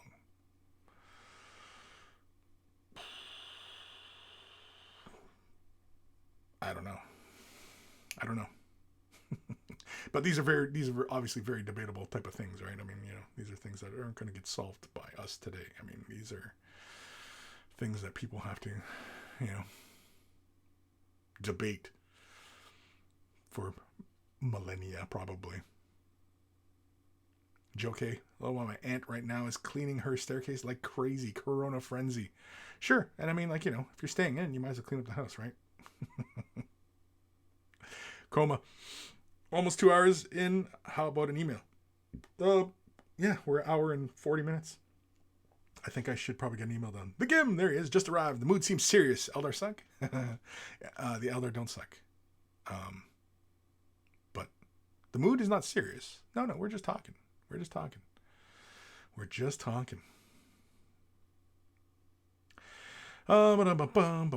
Ghost Star and Deluxe. Nobody needs to wipe their ass.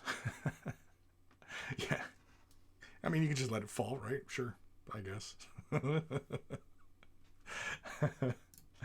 Alrighty, let's do an email. Because, I've got... Oh, what the fuck? Oh, my God. Oh, my Lord. You do one little thing and then... What?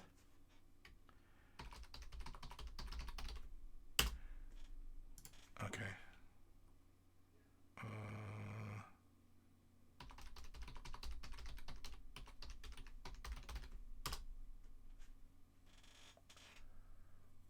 Why did that sign me out? Oh, good God. I got more emails in. Jeez Louise. Holy shit. I better get moving here. You guys sent in what? 3, 4 more today. 5 more today. Holy frick. Okay. Well then, I better get to some emails.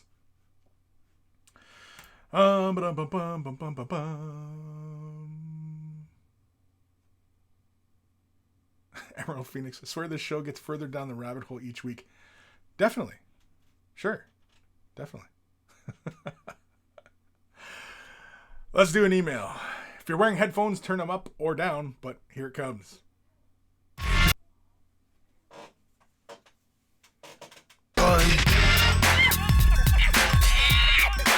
Email time.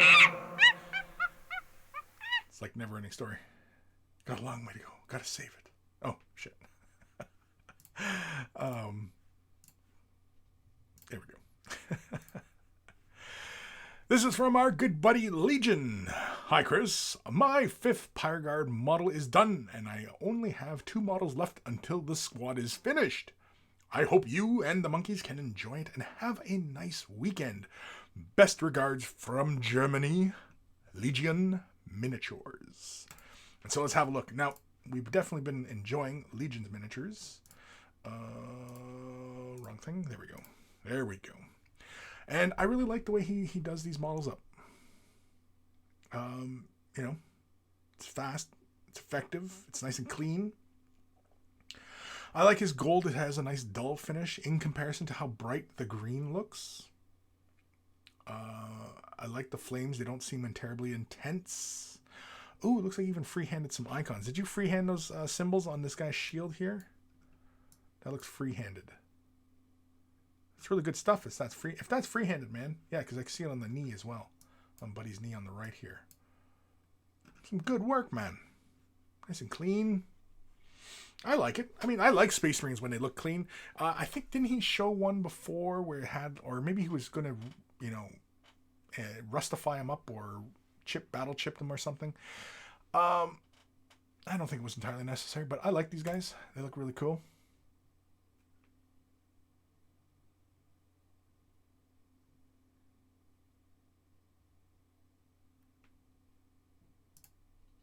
Sorry, I'm just...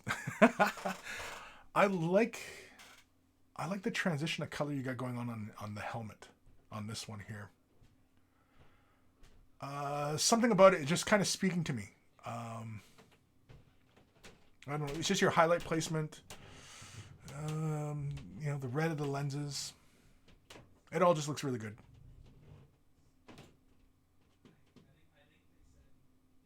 I think obviously, you know, if you were building towards, you know, obviously getting to a bit more like competitive type standards, obviously just more care is taken in the, you know, your highlights. Because I mean, like I'm looking at like the loincloth, the scales. It looks like only one highlight on there. It looks like it was a base coat, a shade wash, and a highlight. You know, things like that you could probably pay a bit more attention to, you know, especially not having such a uniform highlighting on the scales. You know, getting maybe a little bit brighter near the bottoms, maybe a bit more color intensity at the bottom of the loincloth or the upper portion, you know, in creating a gradient through the entire feeling of the scales, the hide, you know. Just these kinds of things, you know, to consider when you're doing it. But I mean, this is done to, I think, to a high tabletop standard, and it looks fantastic. It looks great. Awesome stuff. So thank you, Legion, for sending that in. I think again, that's the only thing I would have, you know, for, you know, suggestion is, you know, just paying a bit more attention to those other kinds of details, you know. But I mean, it looks like you're building towards, you know, a higher tabletop standard, and so I think it looks fantastic. So anyway, this next email is from our good buddy Wawing Templar. Hi, Kris. Longtime viewer of Wave the Brush, but never been able to catch the live show due to life getting in the way. Getting in the way, or just just living life. I would prefer you just say living life, because having life getting in the way, unless of course, you know, there's some really bad shit going on, but either way, I don't know. Been meaning to send you some pictures of my work for your viewing pleasure and wanting to get your thoughts on any tips on improving my work. Keep up the great work, Monkey King, from Wawing Templar. Didn't we talk about this? Did I do this one? Because I was talking about how I liked the flesh. It was nice and clean. I feel like I talked about this already. Just to reiterate some of the things as I quickly go through this, because I think I already talked about this on the last episode. Because somehow I might have done this email somehow. Maybe I jumped ahead. Oops. Large flat areas, like on the hull of the boat ship thing, are good areas. Like I can see, like on the nose of the boat, you know, areas like that are fun areas where you can practice blendings, glazing, stuff like that. Mindful of your edging. I can see like some points there. It kind of gets over a little too far. The edging gets a little thick. Now, mind you, you can make that work to your advantage because you can make that look like chipping on the edges. So if you do it deliberately, it looks really great. If it's kind of uniform and consistent all the way around, and it just ends up looking like kind of uneven edge highlighting. So, play to your strengths, as it were. Yeah, see, I really liked how you dry brushed this guy here. I would be careful about, over brushing on the wings. Like I can see, like it looks like there's a lot. Oh, I fucking hate when this thing does this. It looks like there's a lot of paint. See how it looks kind of inconsistent on the ends of the wings? Is that displaying properly? Yeah. Be mindful of that. Keep a light hand when dry brushing. Always. I really like the color transition on the orb in the floaty thing on the above the fucking boat. I don't know what that thing, that doodad's supposed to be, but oh yeah, that's right, because I was talking about pulling back a bit of the glow, of that intensity of the white on the hand. Just creating a little bit more mid-tones and lighter blues building in. And I would have only, because I'm pretty sure it's like an eyeball or it's a sphere in his hand. I would only have that white. And maybe even just like a bright white or off-white. Yeah, we did talk about this, didn't we? I think. This all looks so familiar.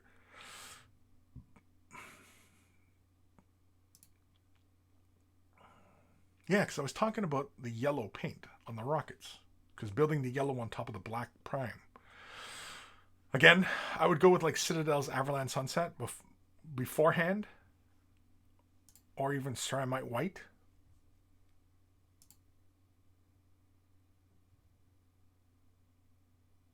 Yeah, because that's freehanding on his cloak on the left, right? That's some good work. Again, the yellow. If you want a nice bold yellow, you got to build it on top of at least a light gray or a white prime. Yeah. Yeah, I did talk about this one. Ooh, I really like the red. The metallic-y red. Very nice. I think last episode I was in a hurry and I might have already talked about this. Oh, that's it? Oh, shit. Oh, shit. There we go. No, I should have just went there. Fucked it all up. Anyway. Awesome stuff. Thank you for sending that in, Andrew. Yeah, I think we talked about that last episode. I might have talked a bit more in depth on that, but really that's just what the gist of it is. Your dry brushing looks good, but be careful. Pull off more paint out of your bristles, and make sure you're using a nice long bristle brush for that. Keep a very light hand as you move the brush. And of course, when you're dry brushing, you're always working against the grain of the model. Meaning, if the lines of the sculpture run this way, your brush strokes are this way, and vice versa, right? So, yeah, you're always working against the grain, as the nomenclature is. Against the grain. That's what wood talk. That's wood talk. Wood talk. This one is from our good buddy Scott Radom. Not much doing. Just about to check out the live stream and thought I'd send a couple of update pics. Still working on the half track. I say about 45 hours deep into this bitch so far. This bitch. Have a good one. Fire away any thoughts. The struggle is real, and thankfully the end of this project is in sight. Cool. So let's have a peek at his work. And you know what? I think he sent an update as well, because I think he's like damn near finished this thing. But I really like the weathering. I like the little... I think when you are... see the rust streaks running about midsection of the plates there? I think I would avoid uniformity. Right? You see how all the streaks kind of have the same length? I think I'd make some longer, shorter, closer together, things of that nature. I would avoid uniformity. Kind of like how you got on the panel in the middle, right? In the middle of the tank here. They're not entirely uniform. Almost, but not quite. But it's looking really good.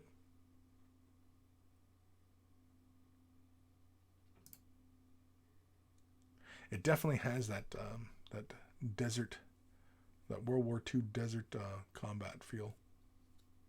Desert combat. That was a video game. Did anybody play Desert Combat? Battlefield Desert Combat? Did anybody play that one? I fucking love that one. I used to love flying around the A-10, dropping a shit ton of bombs on people. That was great. Anyway, yeah, I think Scott sent in an update on this one, so we will get to that one shortly. But yeah, I think with the weathering, I think it looks great. I think I would just avoid doing uniform rush streaks. Keep them a bit more random. Sometimes you can have, say, a couple running really long and just short. Maybe another one is just one. Maybe it runs the full length. Maybe it just runs, a third of the length. You know what I mean? Just those kind of things.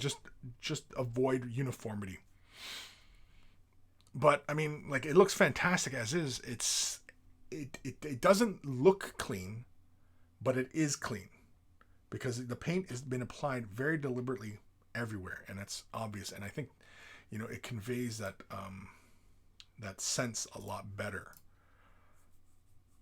And I think it's also with the technique you're using as well. But again, this is all work in progress. This isn't the end product. So, yeah. Okay. Any comments here? Am I missing anything interesting? Nathaniel, for vibrant yellow, prime pink. You laugh, but maybe you want to try it. The game. I spice up the game by killing Eldar as much as I can. What? Nathaniel, where's the half track from? Where is it from? It's from Cromlech, I believe is the company. Cromlech. Pretty sure it was Cromlech. Here's another one. This one is from our good buddy Derek. Hello, Kris and fellow... I'm not showing his email, am I? No. Hello, Kris and fellow monkeys. I thought I'd show you what I was working on last week during the stream. I started with a Zenithal Prime with a black base and then gray and white. It looks more apparent in the photo. I went back to a style I used to use by darkening some Cantor blue with black and then applying the natural color. I highlighted using the same method I did with the Cantor blue, using Temple Guard blue before using white for the final highlight. For the spots, he's also showing the amble from Black Fortress? Dark Fortress? Fuck, I can't remember. Anyway, for the spots, I used Emperor's Children and went from dark to a lighter shade. The worms and feelers are contrast warp lightning and highlighted with scorpion green. The tusks and claws, I used Nazdreg contrast with some blend of scorched brown lightning with some lightning with some Ungor flesh. The base was a last minute thing using some Cantor blue, white, and some Talassar blue and Aethermatic blue to match Blackstone Fortress. As always, thank you for any critiques and suggestions, Derek. And so let's have a look. So he did a Zenithal Prime. A Zenithal Prime? Zenithal Prime? A Zethal Prime? Anyway. So here, yeah, he said it looks a lot lighter. It does look a lot lighter. He said it went with a black first and then a gray and then a white. Done by spray can or airbrush? Because that, like, I don't see any of the black and the gray. But yeah, he's doing the Cantor blue mixture. See, with the Zenithal with a black, I would assume that I would see a lot more really, really dark shadows, especially under the under chest and area.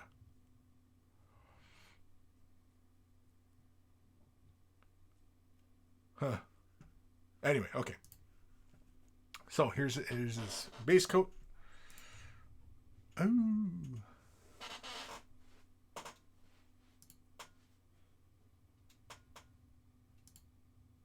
I like the little wormy things all green like that. Oh, wow. Were you going for like a gemstone look on those little things? Those little purple pinky things on his flesh?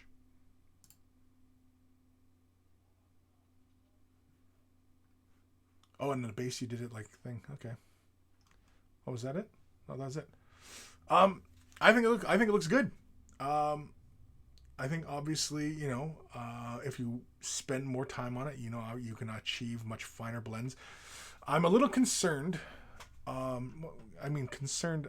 I'm not saying it, too harshly, of course, but I am concerned about the zenithal highlight here because initially it looks really kind of chalky. Now I don't know if you're using spray cans or if you're using airbrush, but with a zenithal prime, because with a zenithal prime, like the little spaces between like the toes and under the kneecap, any of that stuff, I should see more color gradients going on closer to black. There should be more grays, and you know what I mean? Yeah. And so I'm just kind of curious as to how you're laying out your zenithal, because it looks like you're spraying it straight on. Because I'm looking at like the foot that has like that rock detail, and I'm not seeing any shadowy points inside there. And so I think you're spraying your white straight on. And if you're going to go for a zenithal priming, pre-shading, whatever the nomenclature you want to use, typically you start off here. Let me switch cameras here. So normally, whenever you're going to go with a zenithal type of pre-shade, it's done. Let's grab a model here. Let's grab something to be our example here. Something, fuck, whatever. Oh, shit. I just dropped Greyfax. I got to give that to Gim. Anyway, so let's imagine I've got this model here, right? And I want to do a pre-shade on it, or zenithal priming, whatever you want to call it. Often I just call it the pre-shade because it's a quick way of creating the shadows. So you prime it entirely in black. Okay, boom. We did it, especially if it's still on its base. If it's not on its base, we can actually just prime it gray, spray it from the bottom black, and then spray it from the top white, right? So typically, whenever I'm going to go, if I am going to do a pre-shade and I'm going to work within black, gray, and white, I do the entire thing black, and then at a 45-degree angle or less than a 45-degree angle, I'll come at gray, bang, and I'll just kind of be controlled. And if I'm doing it with spray can, you kind of just like to figure out your angles, right? You kind of just like look at the model straight down and then give it a slight turn and then work your way around, right? And that works with spray can or by airbrush. You can just kind of do it that way. And then when you're spraying your white should be just straight down from the top. Now, if with airbrush, you can be a bit more controlled because you can lay a little bit more at the hand or a little bit more at the face, or, you know what I mean? And kind of concentrate any areas that you want to bring prominence to, because you don't really want it to be 100% straight down light sourcing on the model. And in fact, you can get a little bit interesting because you can actually tilt the light. It's kind of like what Scott does for some of his highlighting schemes. And it's a very interesting take on it because instead of having just the pre-shade being a straight down light, you can actually have the light sourcing come out at a slight angle, and you get that kind of Rembrandt lighting on the faces, right? Where you get that little triangle on the cheek, and that just gives you a very dramatic kind of light on the model. So when you do pre-shading, it doesn't have to be just straight down. Again, if the base if you're planning ahead and you have the base and the model's not attached to the base and you want the base to say be glowing lava, you can do your pre-shading in the opposite direction. You can have the entire model be black, spray upwards at the model in gray tones, and then from the very bottom or wherever you know that your light sourcing is going to be for the lava or whatever the hell effect you want to do, you spray a bit of white straight up at the model, and that creates that underglowing, right? Again, that pre-shading. Now, the hard part, and the thing I see a lot of people kind of do a lot of times with the pre-shade is that they lay the pre-shade down, and then it works better with something like contrast paints, where you're going to allow the undercolor to show through the paint and give you your highs and lows within that color value. So actually you want to work with translucent and transparent colors when doing pre-shading. At least that's the way to quickly benefit from going through all those steps to create that light sourcing. Yes, you can use it as a guide, but once you start laying down opaque colors on top of that surface, the fucking effect disappears. So what was the point? You basically just took all those steps for no reason at all. You're just wasting your time, essentially. And, you know, for a lot of you out there, I imagine that your time is quite valuable and how much time you get to spend on these models. So, like, why not want to work more efficiently with the very valuable, precious time that you have? Why not work more efficiently? You know what I mean? Like, it just, again, but I mean, we've been talking about it all show, you know, common sense and, you know, just thinking and, you know, but anyway, and I see a lot of painters do that. I see it a lot. They'll throw a pre-shade down and then start slapping opaque colors down. I'm like, well, what was the fucking point of the pre-shade? You know what I mean? Like, it doesn't make any fucking sense. You're going to do a pre-shade, you might as well use translucent or transparent colors to fully benefit and maximize, you know, the pre-shade. Because then once you start getting used, because some of the colors, like especially contrasts, even laying down light grays and like, because like using contrast and doing a pre-shade, you can use it in that regard, but I find that it gets too freaking dark, and sometimes the white is just a little too white and it casts a funny color. Like when you lay yellow down on top of white, like the contrasts, it shifts a little bit to the green side, it seems like, especially under like LED lights. It shifts a little bit to the green side of things and you see a bit of a green. Very, very slight. Very, very minimal. I mean, if your eyes are sensitive to that kind of thing and seeing the differences in colors, I mean, you know, you see it. But, because I see it a lot. Like I was talking about this actually yesterday on my stream. When I was doing, like, I was laying down Skeleton Horde. This model was primed entirely in white. And I was laying down Skeleton Horde. And you can see a funny cast of Skeleton Horde on white prime. Whereas if you use the Wraithbone or the off-white, which is a warmer white, because it's more of a bone color, it has a bit more browns, yellow and browns to it. It's a much warmer white, but it's off-white. And when you're using browns, using yellows, reds, you know what I mean, warmer colors, and it shows up really, really well. You lay yellow down on top of, say, gray sear, and the yellow has a funny cast to it. It has almost, you start to see, because what you're basically seeing is those blue tones showing through the yellow, and your eye makes green, right? Yellow and blue, when you're looking at light through filters, color filters, right? And light through color filters, that's what you're seeing. And when you're using contrast paints, that's the kind of thing that you should be observant of. It's not like normal traditional painting with opaque colors. When using transparencies, you have to switch your color theory around. So all these things you have to bear in mind. Again, I can't remember where I'm going with that point. Just bear in mind. Just, you know, stop and consider it. Where am I? Fire Drake. I think it was the Flash. It was the Flash? Okay. Heretic Scott, any advice for basing? It's one of those things I find more difficult. Right now, I'm making rocky red sand type bases, and I find making rock placement look natural and bringing it all together on a base tricky. Maybe overthinking it. Yes, you're overthinking it. If you're having a hard time with bases, just look for some pre-made bases. There's lots of companies out there making pre-made bases. It's just resin, you know, shit. Was it Gamer's Grass? You can buy them pre-made with the grass already on them, and they look really good. Do I have one around? I think I put that one away. What the hell did I do with the Gamer's Grass one? I think I put that one away, didn't I? Oh no, I did it with my because I did it with this guy, the Barbarian, and I was doing the getting projects done, and I did the Barbarian, and that's just the Gamer Grass. I did nothing to that base. I did nothing. I just drilled holes so that I could pin my guy into it, and that's it. And bingo bango, that's it. Barbarian on base.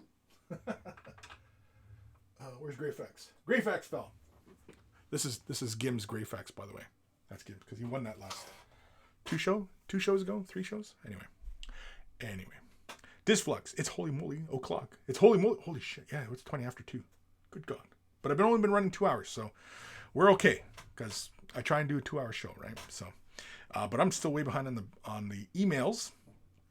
So let's get to another one. This one is from our good buddy Alex Ashiro.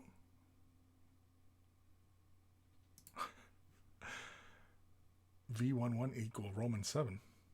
Yeah, I fucking know Roman numerals. not an idiot, Alex. Come on. Hey, Kris and folks, I've been in the duct work for a while now and finally decided to make the time to spend in some of my work as offerings for the show after the accidental and hilarious first contact with the monkeys. So the following are from my recently finished Night Lords. In terms of quality, I'm a big on efficiency, so I'm constantly looking for ways to refine and apply techniques to get satisfying results in a somewhat timely fashion. Comments, constructive criticism, and friendly, that's a word, friendly shit-talking are welcome. Keep being awesome. Ashiro 7. i.e. V11 is equal to Roman 7. P.S. The following text is just for paint info in case there are questions. I work on Saturdays and won't be there to see the show live. All models are prime black. Highlighted up refers to mixing the layer paint with the final highlight, applying lighter layers until pure final highlight is applied. Typically 2 passes. All models are sealed, shined with pledge, though through an airbrush. Best life hack in love life.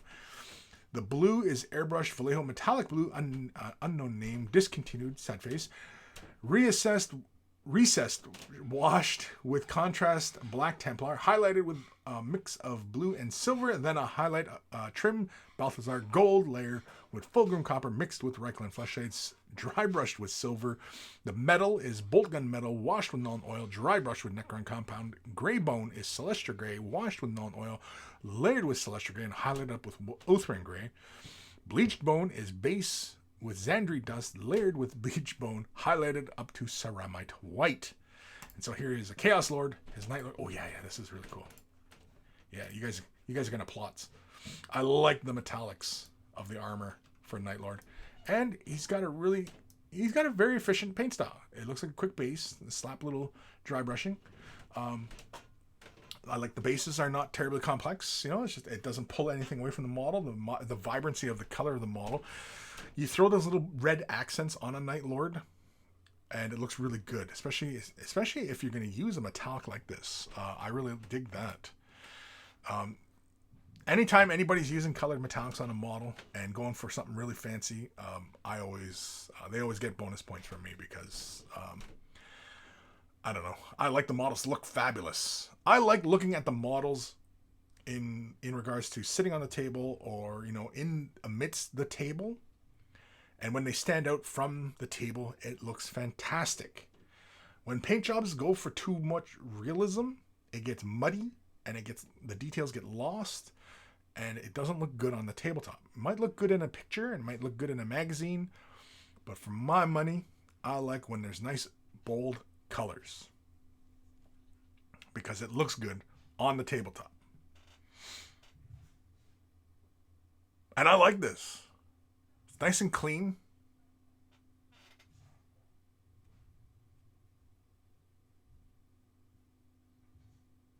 Yeah, I'm really liking your work on the face. That was some really good. It looks like just a really fast dry brush on the face, and it just picked out all those edges. Oh, look at this guy. Yeah, see, like you're highlighting. There's absolutely nothing wrong. I mean, to take your painting further, I mean, all you got to do is just spend more time. But you have a lot of your practical theories pretty sound. I mean, I'm seeing like the transitions on the horns. All you got to do is just work a little bit longer building those transitions, and you'll get a much tighter gradient. On the flesh, I can see the highlighting, and again, it's just spending more time. And I know you guys have heard me talk about this on end, but that's the only difference between mediocre models and award-winning models is the time spent and the time you're willing to put in to build up those gradients of color and paying attention to all those tiny little details, right? But I like the little transition of the claw into his flesh on the far left there. I like that. It's a fast, efficient. It just looks like an overuse of the blue into the flesh areas, and it gives you that transition in there. Excellent stuff. I like it. This guy looks really cool. He looks dangerous. The one thing I would caution on. Now, I'm not really seeing it so much on these models because I'm actually feeling like there's a lot of balance, and that is just laying a lot of colors down. Be mindful of that. But I mean, like your little accents of red on the blue are very, very strong, but the gold and the blue is what mostly dominant. But you see, they got like the warmer tones of the flesh, and you got the bone that feels very cool. Just be mindful of that. But I mean, again, it's chaotic, and yeah, really nice highlighting on the spine there. I like that.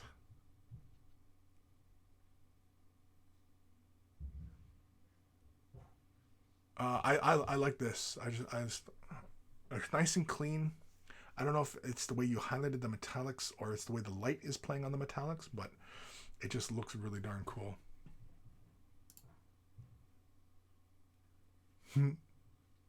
Yeah, again, I mean, with these kind of things, you know, of course, being mindful of your mold lines and things of that nature. Um, don't be afraid to drill out barrels, even on the flamer, the little nozzles, drill those out, you know. I like that you got the little eyeballs going on the guns and stuff like that. Um, you know, the little eyeballs and stuff like that. Take like a little bit of a pink or something, thin it down to almost wash consistency, and just edge the eye, just to create like a little bit of separation that the eye from the flesh, and it gives you that, you know, that kind of almost not irritated, but you know, I could see it up on the upper portion of, like on the upper right of his head as well. Yeah, just using a little bit of the pink, or even like contrast, like Volpo's pink, using that, and just edge those eyes, and that'll give you a really cool effect. It'll create a little bit of separation and make those eyes feel a little bit more alive, especially, you know, when you do those kind of things. You know, with the flesh, you know, another one you can go with is to tie that flesh so that it doesn't feel like there's too much separation from the flesh and the metals, is, you know, just very minimally adding little veins into like the bicep, just like one little vein, little branch coming up from the armpit area, just running about, you know, halfway down the bicep, and it just kind of branches into almost like a Y. It looks like a letter Y, but like more squiggly, right? And just take a little bit of the blue, a little bit of your flesh tone, and just draw that in, and then put your final highlight over. And even if you thin it down, you can actually create it like a glaze, and it can tint where you want, so it's kind of broad, but if it runs over that vein, it'll give you just a slightly lighter tone of that vein, and it actually creates a little bit more depth. Stuff like that. It just helps, you know, so that it doesn't feel like broad separations, right? If you start putting in like little veins, like see how you have like the pinker tones? You could also go with even bluer or purple tones, like much richer purple, and that would actually keep the flesh from feeling too separate from the armor. The big red cords, I don't know if it needs the big red cords. They could have been black with red ribs, like the little ribby things. Those could have been red. Nice work on the flames. I like the flames. Looks like you're almost going with a bit of OSL there on his helmet and everything. Nice touch. Yeah, again, I mean, like, you know, it looks like it's obvious you're spending more time with your characters. If you're going to go with OSL, though, don't be afraid of the OSL that would touch tops of his horns from his backpack. And you see the top of his horns? There's no light gathering there. So that's the thing with OSL. Like, if you're going to do OSL, you got to do OSL. And you got to pay attention to it all, right? If you're not going to do it, then don't bother. It's not necessary. I like your work on the cloak. I like how it tapers down into the lighter purpley tones in the bottom. That's interesting.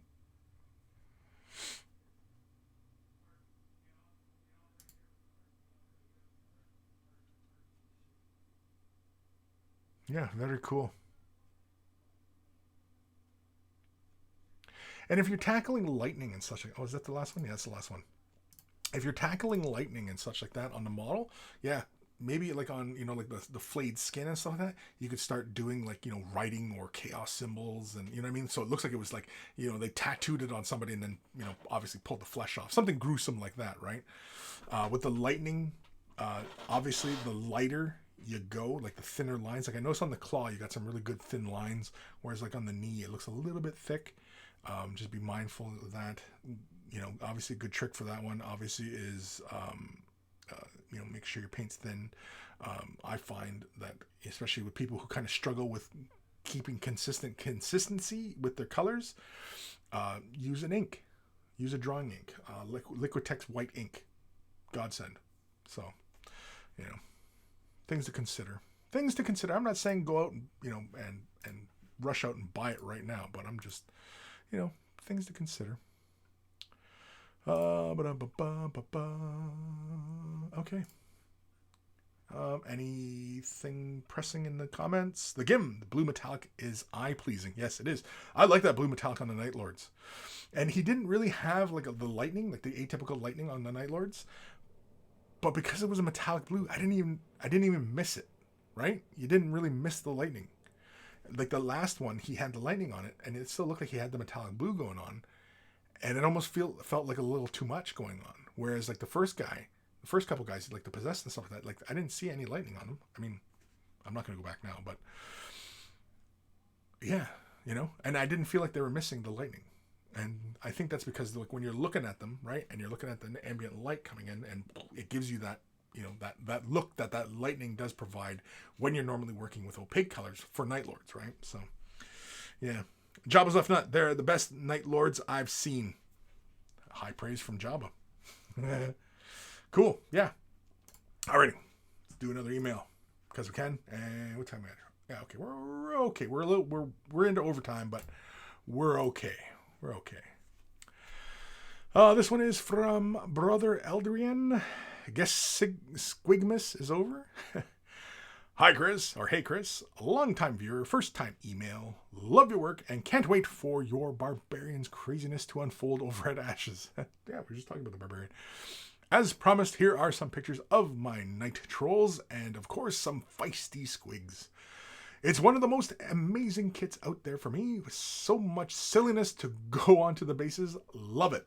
Still, I can't understand why most people in my gaming store paint them all the same boring red. So I started out painting them different colors. Ooh. After a while, there wasn't enough. I had quite some problems blending the yellow into the white at its muzzle, I guess due to the surface being so small. Would you go and highlight the stripes, or shall I leave them as they are? Interesting. Anyway, beware the albino squig. Either you're dead or the deadliest when born that way. Have a good day. Enjoy my pictures. Hope the monkeys like them as well. But without a doubt, they will be busy finding a new title for the show. I remain, with kind regards, Brother Eldrian. P.S. Yes, the Night Troll Club is wearing a hood too. It's a goblin nose hammer after all. And yes, I will work a bit more on their skin. Totally unhappy with the color transition there. So, let's have a look. What do we got? We got the trolls, the river trolls. I like the flesh. I like the green. This thing looks pretty clean. Scales are all highlighted and such. I always like the guy vomiting, the guy on the far right. That's always hilarious to me. Just little fish bones and stuff, and he's just bleh. Oh, look at all the different squigs. Yeah, like why not color the squigs all different colors, right? I like the pinky one. The green squig. The green squig almost kind of makes sense as well. And the one on the far left that's kind of like tan colors, it almost makes a little bit more sense to be tan. And I like the turquoise blue, second from left.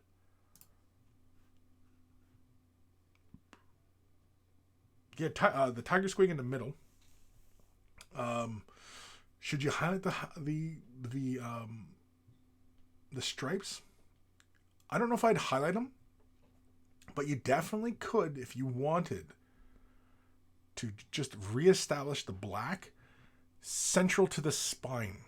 So the lighter color at his flanks could stay as is, but reestablish the core of those stripes running at his spine, or what would be his spine, right? Yeah, kind of follow there. So you're only basically painting that central column where his spine might be, and you're just coming in and you're just reestablishing the black on those stripes, making them just a bit darker. So that way, if the stripes feel a little bit lighter on the edges, at least it makes sense because he gets lighter out towards his belly and his face. Does that make sense? I like the albino. He's got the little grot in his mouth. I think also the squig in the center, I think his teeth could go a little bit brighter. Because even the albino, it seems like his teeth, even though he's entirely white, his teeth don't feel, like they're too dark or too light. Whereas the squig in the center, I feel like his teeth should be a little bit brighter, just to bring a bit more prominence to him. He's got this big dangerous mouth. And I like the green one on the left. The big magenta stripes on his back. I like that as well. I think, again, this kind of falls into that category of, like something like this where you're just trying out different color schemes. I think is excellent opportunity to take advantage of those kind of things, right? And again, playing with technique and blends. I like your highlighting. I like the little snail. He's pretty cool. Yeah, I think your tiger stripes, I think they could be a little bit thinner at the tail.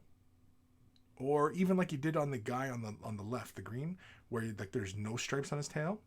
Or if he has like just the end of his tail is got like, that, look at a tiger's tail, right? It's, I think at the very tip, it's black. And he kind of has like a couple ring kind of things going on.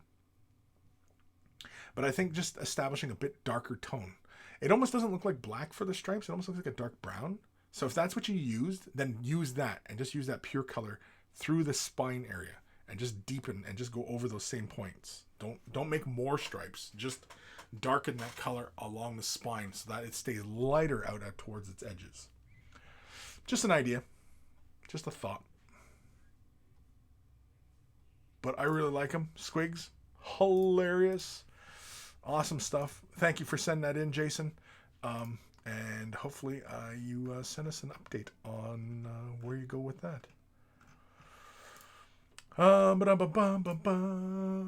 Any pressing comments? The snail is Gary from SpongeBob. Yeah. Awesome. Alrighty. Lazy monkey Gary with some mushrooms on his back. Yeah. Next one is from Bleep Bloop. Salutations, Monkey Lord. Find attached my rendition of Eisenhorn, finally painted after having had him half done for over a year. I was going to say half a year. Fuck, it was going to be quite a sentence to read. Painted to a high tabletop standard, as close to the artwork as I can. Comments welcome. Regards, Bleep Bloop. So he's going for a high tabletop standard for his Eisenhorn.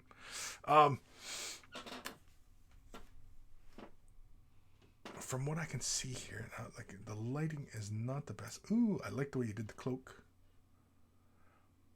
I like the blends on the green. Be mindful of how much paint you're using. So it looks a little bit heavy in some areas. Oy, I hate when it does that. Yeah. No, I like that you're going for a nice detailed fashion here. Again, it can be kind of hard, when you put the model aside and then you come back to it a little while later and you're like, oh, I just want to get the guy done. And then you kind of feel like you end up kind of rushing some details, and that's really the hard part. And personally, I mean, like myself as well, I can have a hard time completing a project, to a high standard because I just kind of lose interest after a while. Even though when I start off with the project, it's like, oh yeah, I'm going to get this, I'm going to do this. And then it's like, halfway through and I was like, oh, I just want to get done. Why can't you just, you're painting these mundane details and it's just, blah, and I get bored with it. I'm always looking for new challenges, new things, and, different ideas. And, maybe I have ADD, I don't know. But either way, yeah, I think really the big one is to be cautious of how much paint you're laying down. Because I was looking at the one picture here and it looked like the paint was just a little bit heavy. Yeah, like on the shoulder, it looks like it looks like some good blending going on, but yeah, it looks like I can see like the light catching on that shoulder pad, and it looks a little heavy. Now, mind you, it's a small model, it's a small surface area, but yeah, do be mindful of how much paint you're laying down. But thank you, Bleep Bloop, for sending that in. Yeah, I like it. I mean, yeah, again, it's kind of tough to come back to a project after a while, and yeah. I think the only thing is try and take a bit more time, and and I would caution when you're doing like character pieces, I would caution against priming black or using colored primers, because sometimes the tendency is to over prime. And when you're going for a much richer paint job and you're going to try and paint more details and stuff like that, you do want to have a finer priming on your model. So do be mindful of that. What time are we at here? Ignore last week's email, because this is where he's almost done. He says, almost done. Few odds and ends. This has been a lot. I'd say about 60 hours so far. He was 45 last time. Yikes. Can't wait to move on. Thanks for looking. Yeah. So God bless Scott for having the, oh my gosh, look at this thing.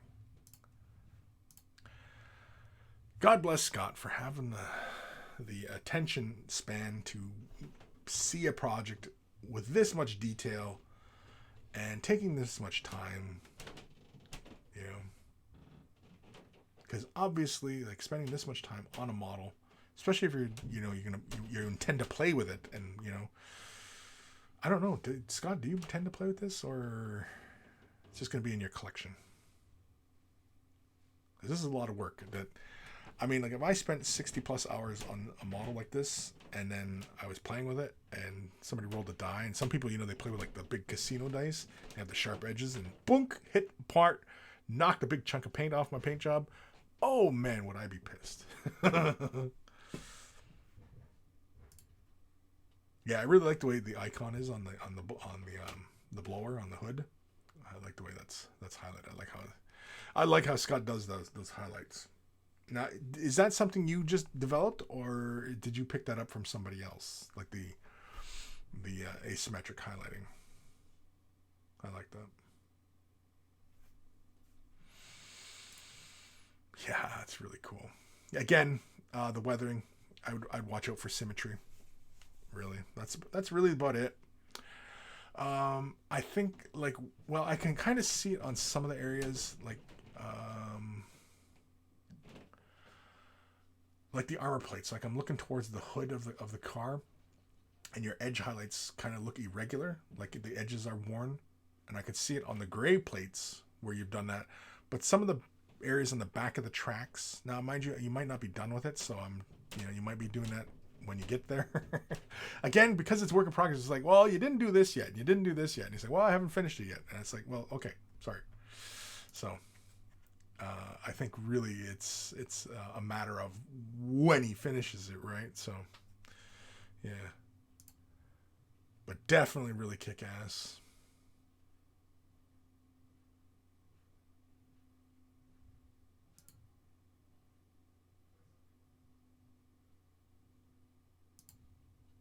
Yeah, really nice stuff. 60 hours of work, people. That's 60 hours of work. That's no joke. It's no joke. Oh, man, this one's a good one. Okay, hold on. Comments? Any comments? The GIM. The half track needs orcs with white painted faces yelling, "Witness me," as they charge into battle. Well, he's going for Nazi orcs. He's doing Nazi orcs. So, yeah.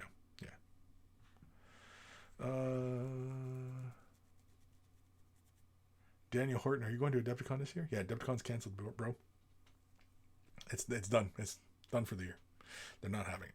They're not having any of it. Yeah, okay, so let's do another email. I think it's gonna have to be the last one, but this was just sent less than a day ago. So this is from Nathaniel. Oh, this is awesome. I'm looking forward to this one, Nathaniel. In fact, let's do a sound. Let's do some music. If you're wearing headphones, turn them up or down, because here it comes. And this is just to get you in the mood. This is just to get you in the mood for this email. But here it comes. Email time. Email time.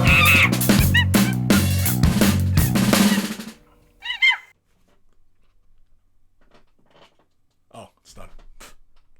These jingles are too damn short. We need one that runs for like 5 minutes, so I can run to the bathroom or something. This one's from Nathaniel. Greetings, Kris and fellow Monkai. I recently finished the last remnants of my project, which are the 500th store lieutenant, the 30-year vet sergeant, and rebooted noise marine. I'm now starting to work on the 25-year Crimson Fist captain. Fine cast. Personally, I enjoyed working on the noise marine more than the other two guys. The color scheme of the Chaos Trooper went through 15 iterations before Slanesh approved the last. Enjoy the unfortunately few pictures. Too many were overexposed and unusable, and I was too busy, so I couldn't retake them. Some of the mistakes seen on the lieutenant and sergeant are already fixed. CNC is welcome as always. Until next time, salutations, Nathaniel. And so let's have a look at Nathaniel's work here. Let's go here. There we go. So here's the noise marine. I love this noise marine. I got to finish my noise marine. I like the bass. I like he's just rocking it right out. He's just pulling like he's just pulling the guitar upwards. It's, you know. I like the colors. It's bold. It's loud. I like the transition in the feet. How you go from that magenta to red. I like that.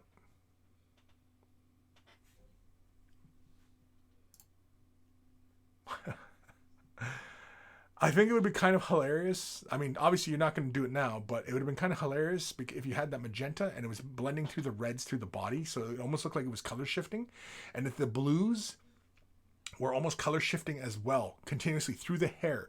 So like the guitar, it was a lighter blue transitioning to darker blue. And as you went to the shoulder pads, it was that same level of blue transitioning into greens. And then the hair had that blue transitioning out to green. So it felt like almost like it was a color filter. You were looking at the model and it was continuous light. You know what I mean? It all felt as one. But anyway. Lieutenant looks cool.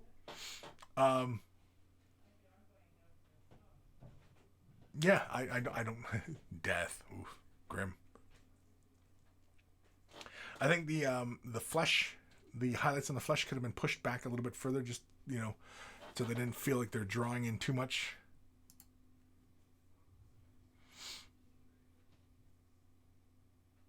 Like that. Like the blue. Sarge. He's just Sarge. But I really like your work on the noise marine. The noise marine, I could see a lot of love was spent in this guy. Just really, really nice. I really like your color transitions you got going on through here. I don't know if it needed the little stars. It helps. It creates some, you know, some interest in it. You know, I like it goes from yellow at the end, the neck of the guitar, all the way down to the oranges in the upper portion. Again, I think, you know, if you'd have spent, you know, some more time thinking of the execution, yeah. Going from that magenta at the feet, I really like the feet were the first thing that draw me in. I don't know why, but it was because I think it's like close to the base, and it's such, you know, gray tones at the base, and then, you know, you bust right into that bright magenta, and then you know you start moving up through the reds. And I think if you went like that, if you kept that kind of vibe going, where it was magenta at the feet and it's blending out to reds out towards the ends of the helmet, the guitar possibly echoed that. And then, of course, the blues were kind of unified, blending from light blues out to the greens all through the hair. So it felt like those colors were all connected as well. You know what I mean? Like that kind of thing, if you were, you know, but this guy looks really great. I like him. And it's just reminding me that I need to finish mine because I haven't finished mine. And I bought that a year ago because I bought the Noise Marine in England. I bought it right at Warhammer World. So yeah, I've got to finish mine. But unfortunately, well, not unfortunately, I mean, these actually came in today. So it's not too bad if I save these emails for next week, but that's okay because we got off on tangents today. And I was meaning to, you know, get to a lot of these today, but yeah, I think we're gonna have to end her there because I'm getting a little hungry. It's already 2:30 my time, and we did get a late start on the show today because of issues. So yeah, but anyway, go Starman Deluxe. The feet were the first thing that drew me in. Kris is a foot fetish confirmed. Is a foot fetish confirmed. Maybe. I don't know. The GIM, the pink is super fun. Yeah, it is super fun. Dark Commission, the glam lives. Yeah, I like it. I mean, the noise ring and things like that. Like the squig. We looked at the squigs today. You know, you look at the noise ring.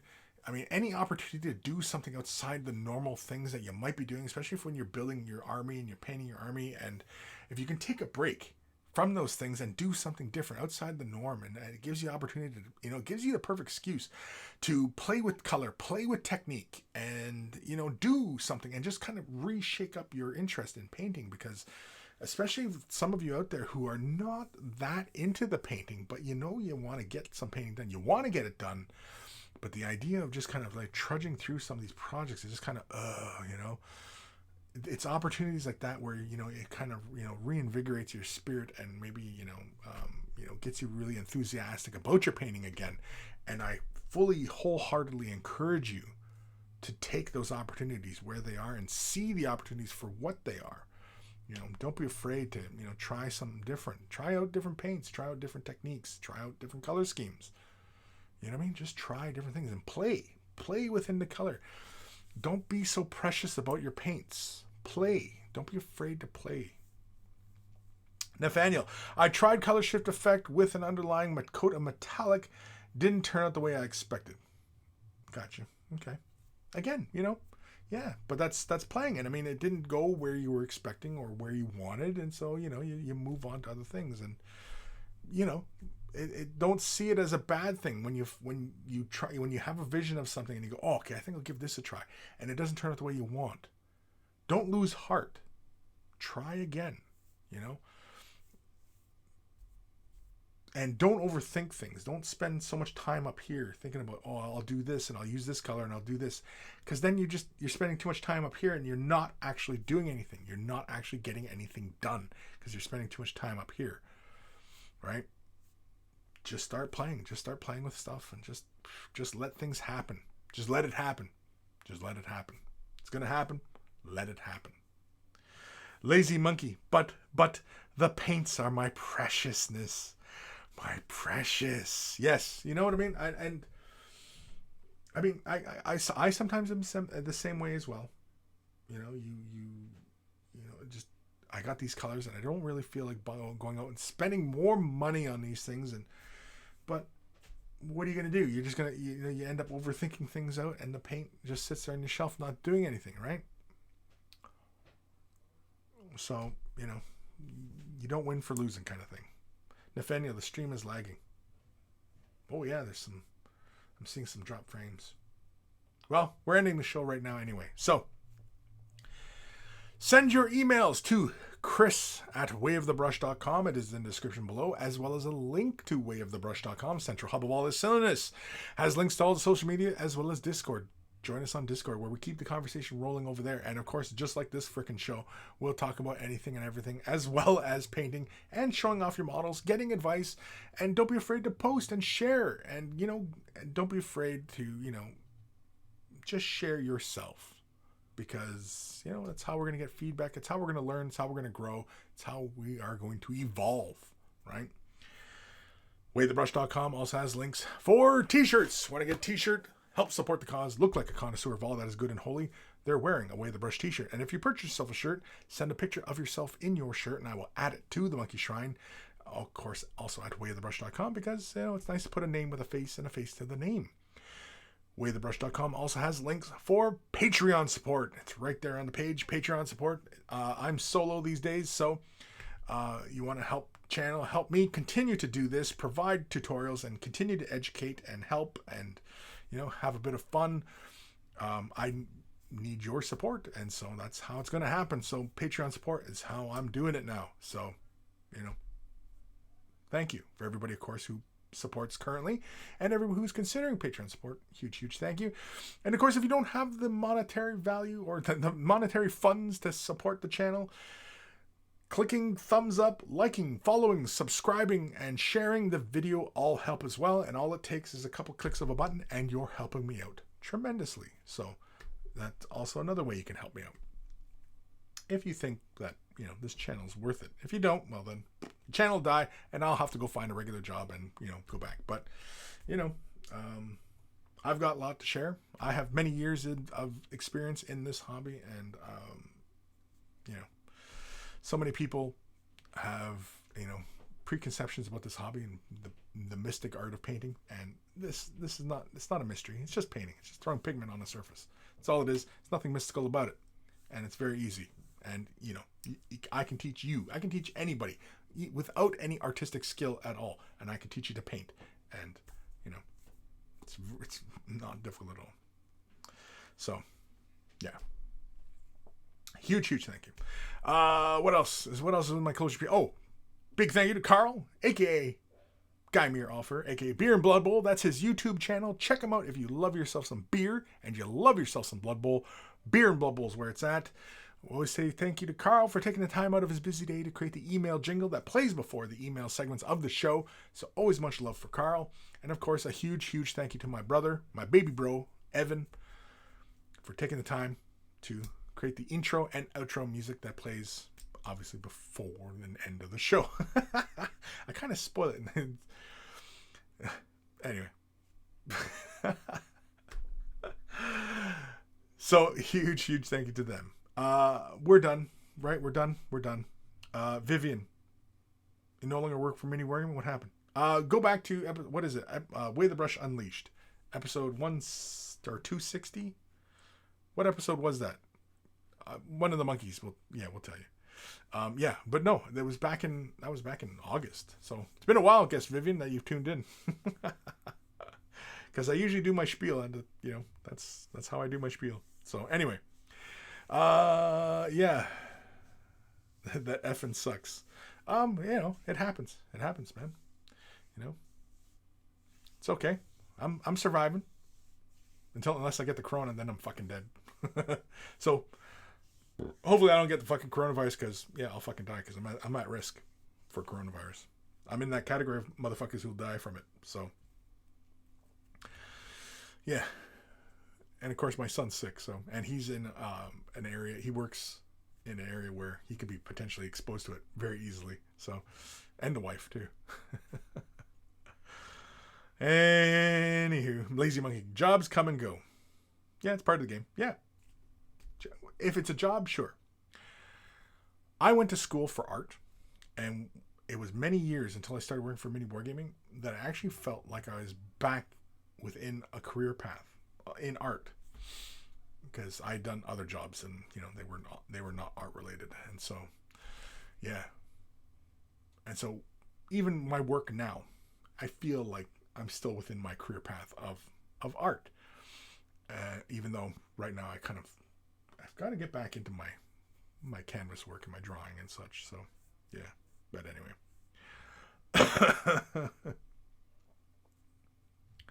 Fire Drake 18, still don't know how to make a fire. I told you, just YouTube it. There's lots of people out there who show you how to do a fire, without any tools and stuff like that. Just watch a couple, But then you got to go try it, because that way then it's cemented in your neurons. I learned at a very young age that, you can explain it to me, show me, whatever, but until you actually do it, it gets cemented as neurons in your brain, and it becomes a skill in your brain. And you practice every once in a while. You do it, because then it becomes muscle memory, and you'll learn how to do that shit in cold weather, wet weather, right? In the dark. Ooh, that's a big one. Do it in the dark. Dark Commission, my philosophy, a job is for Christmas, not life. What's a job, right? It's just a task. You're just completing a task, right? Whereas a career, it's more along the lines of, what you're passionate about, right? Career is different. And when I was, working for Mini Wargaming, that's when I felt like I was in more of my career path, and which is why I continue to do this right now, creating tutorials, educating, because I feel like I'm still within my field of art, which is what I went to school for, and which is what I'm passionate about. And, yeah.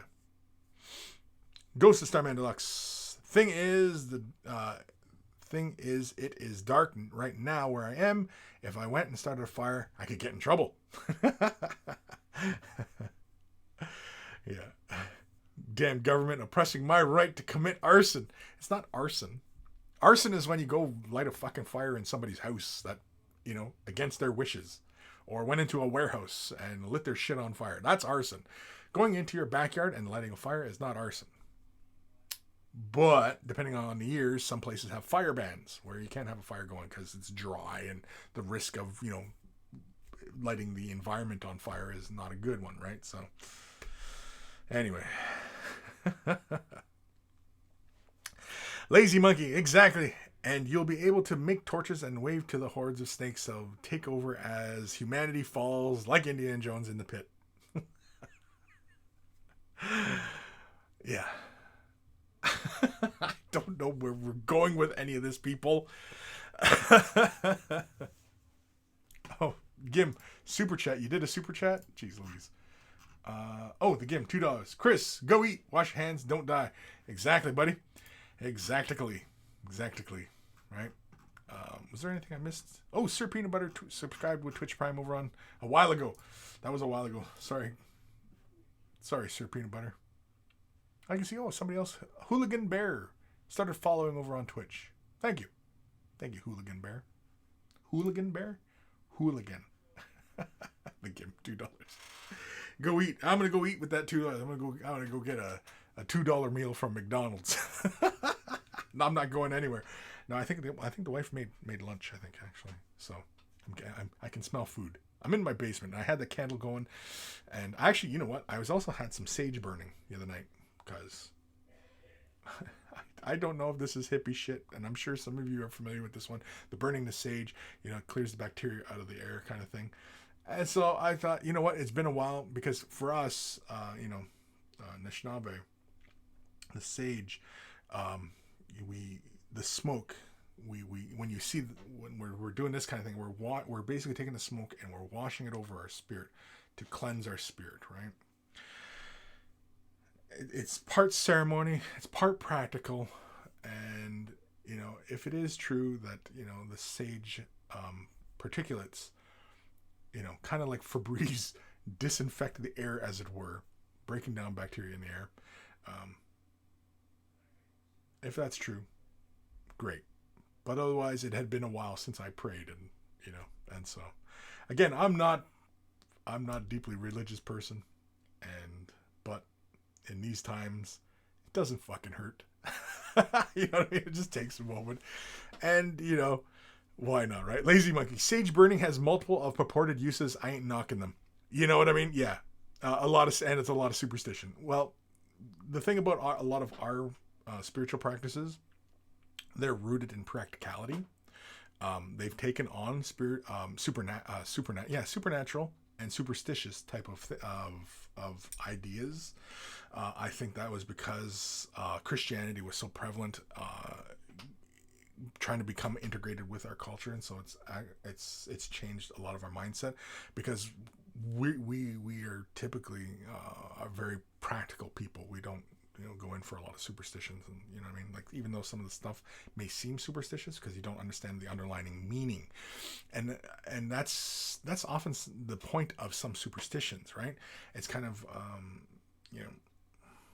trying to think, like, it's when you're trying to make the society conscious of something, but you're trying to break it down to something simple, so you basically play on that superstition, which often plays on the fear side of things, right?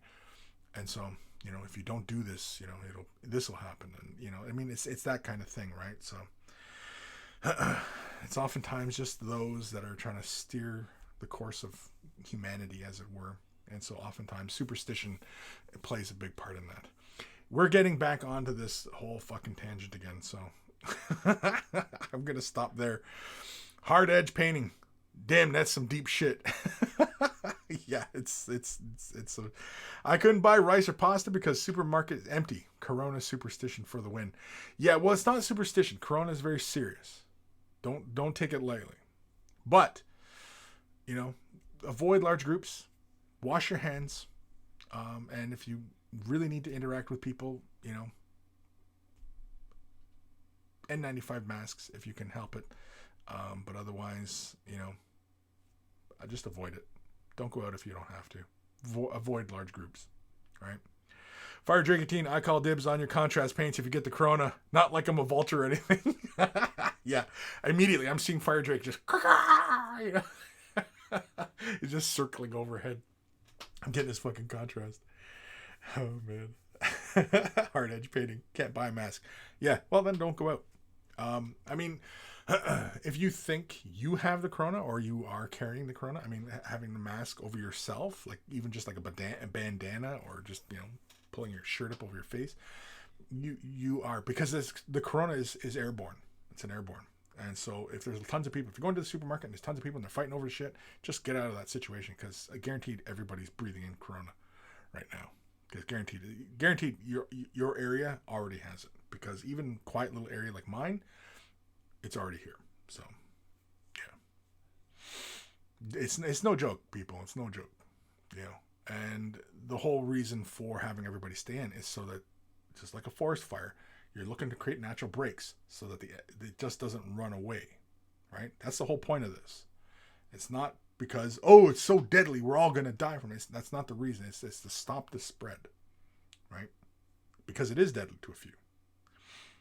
And yeah, you might be healthy and you might be have the super immune system, but you can still carry the shit and still spread it to other people. That's the concern. It's not just, I mean, the media sensationalizes, but the media sensationalizes a lot of things.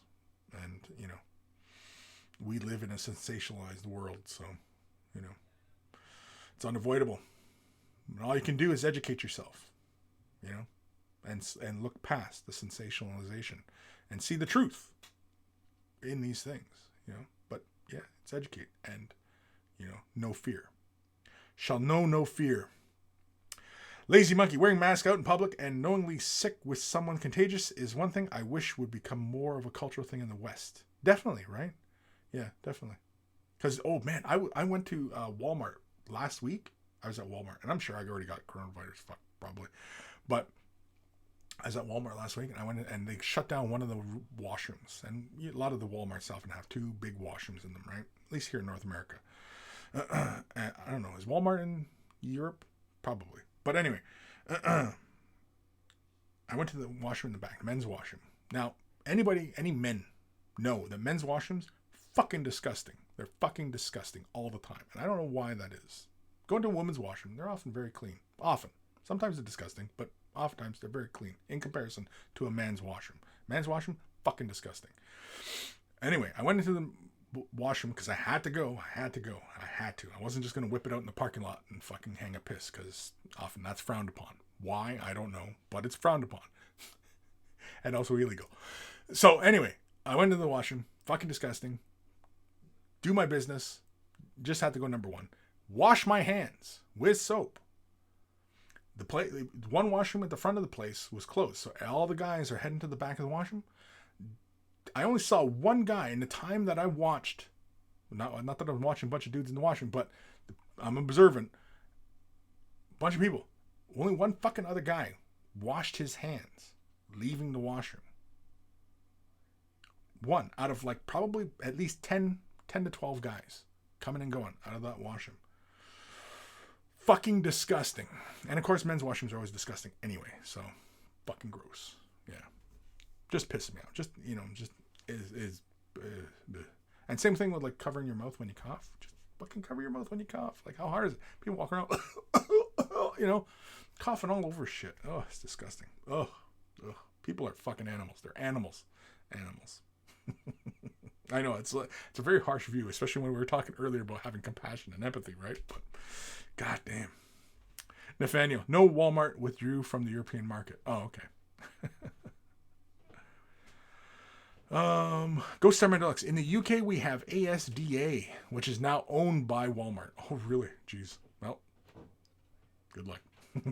Hard edge painting. Go to China restroom. No, just kidding. I care about you. Yeah. Fire Dracatine. Now I have to learn to mine or panhandle. Stupid Corona. Nathaniel. That's why Japanese people bow to each other. That's why? That's why?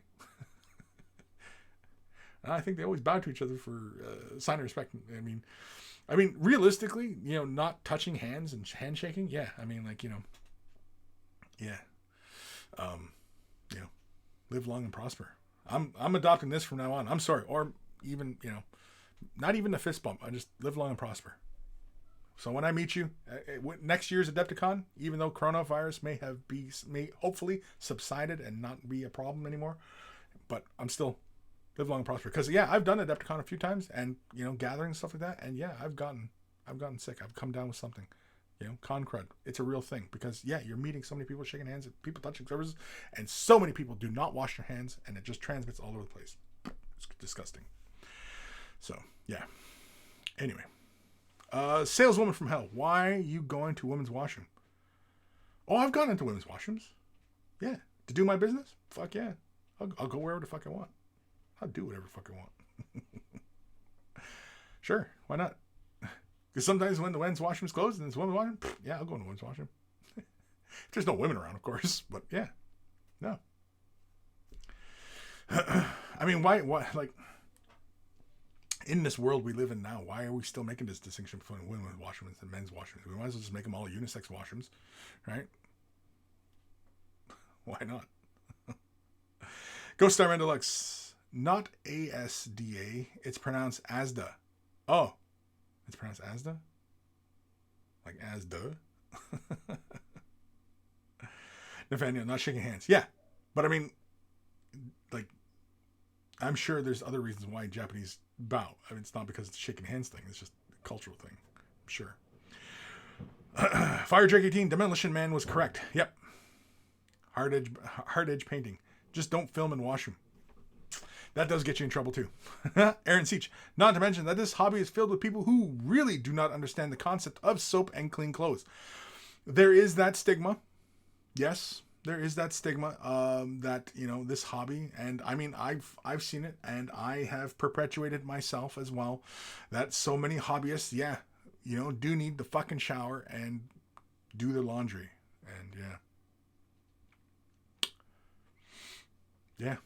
I mean, if we're going to stereotype, that is a stereotype, right? And I mean, I went to Comic-Con a few years back in Toronto, the Canadian one, right? Or Fan Expo, whatever the hell it's called. And there was a Magic the Gathering tournament going.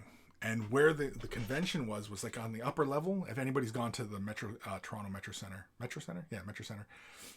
And you come down and you start heading out towards, what is that, Queen Street? Head right across from City Hall and everything like that. But anyway, you come down the escalators.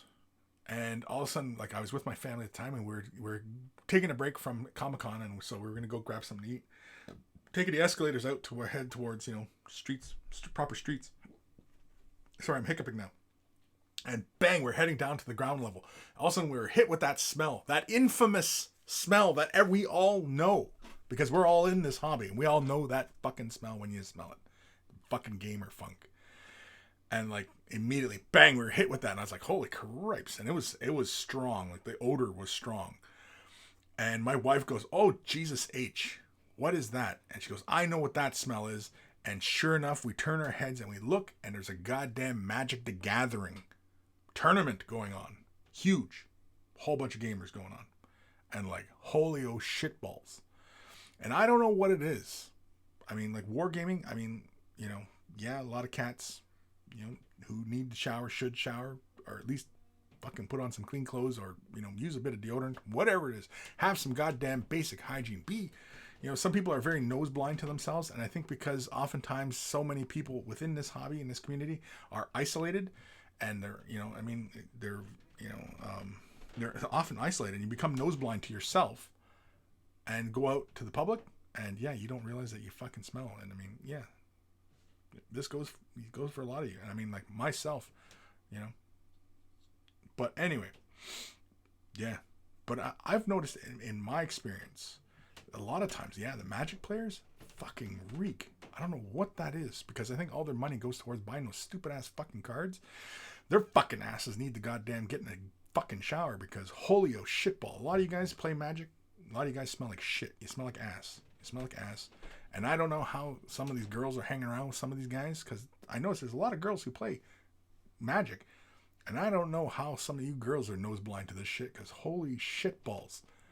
Good God. Disgusting. I'm disgusted. Wash your ass. Yes, exactly. Go Star Man Alexa. A guy from a card gaming channel I watch says, wash your ass. Yes, y'all need to wash your asses. Y'all need to wash your asses. Exactly. Sales went for all because of the cooties. Because of the cooties.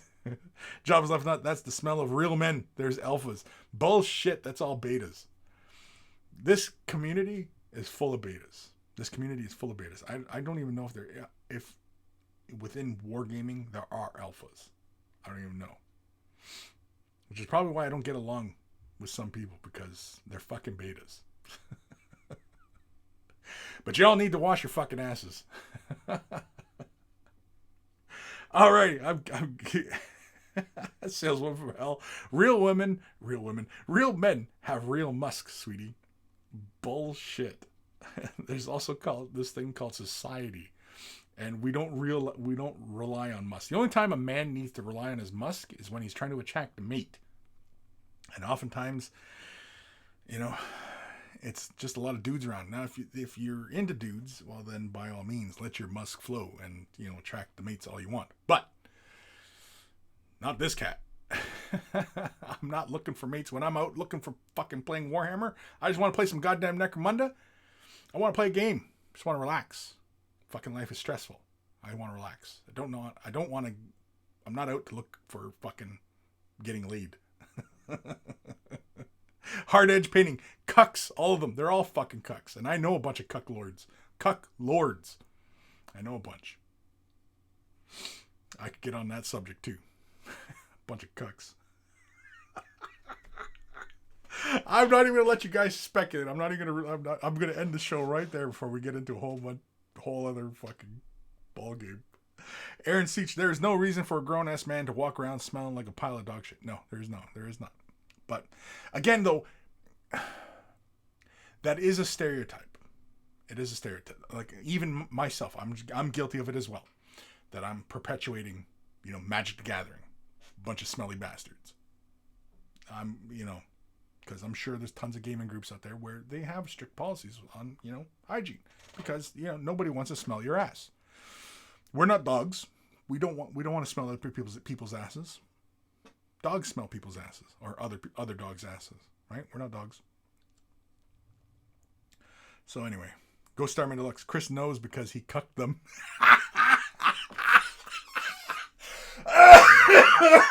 Shit. All right. We're done.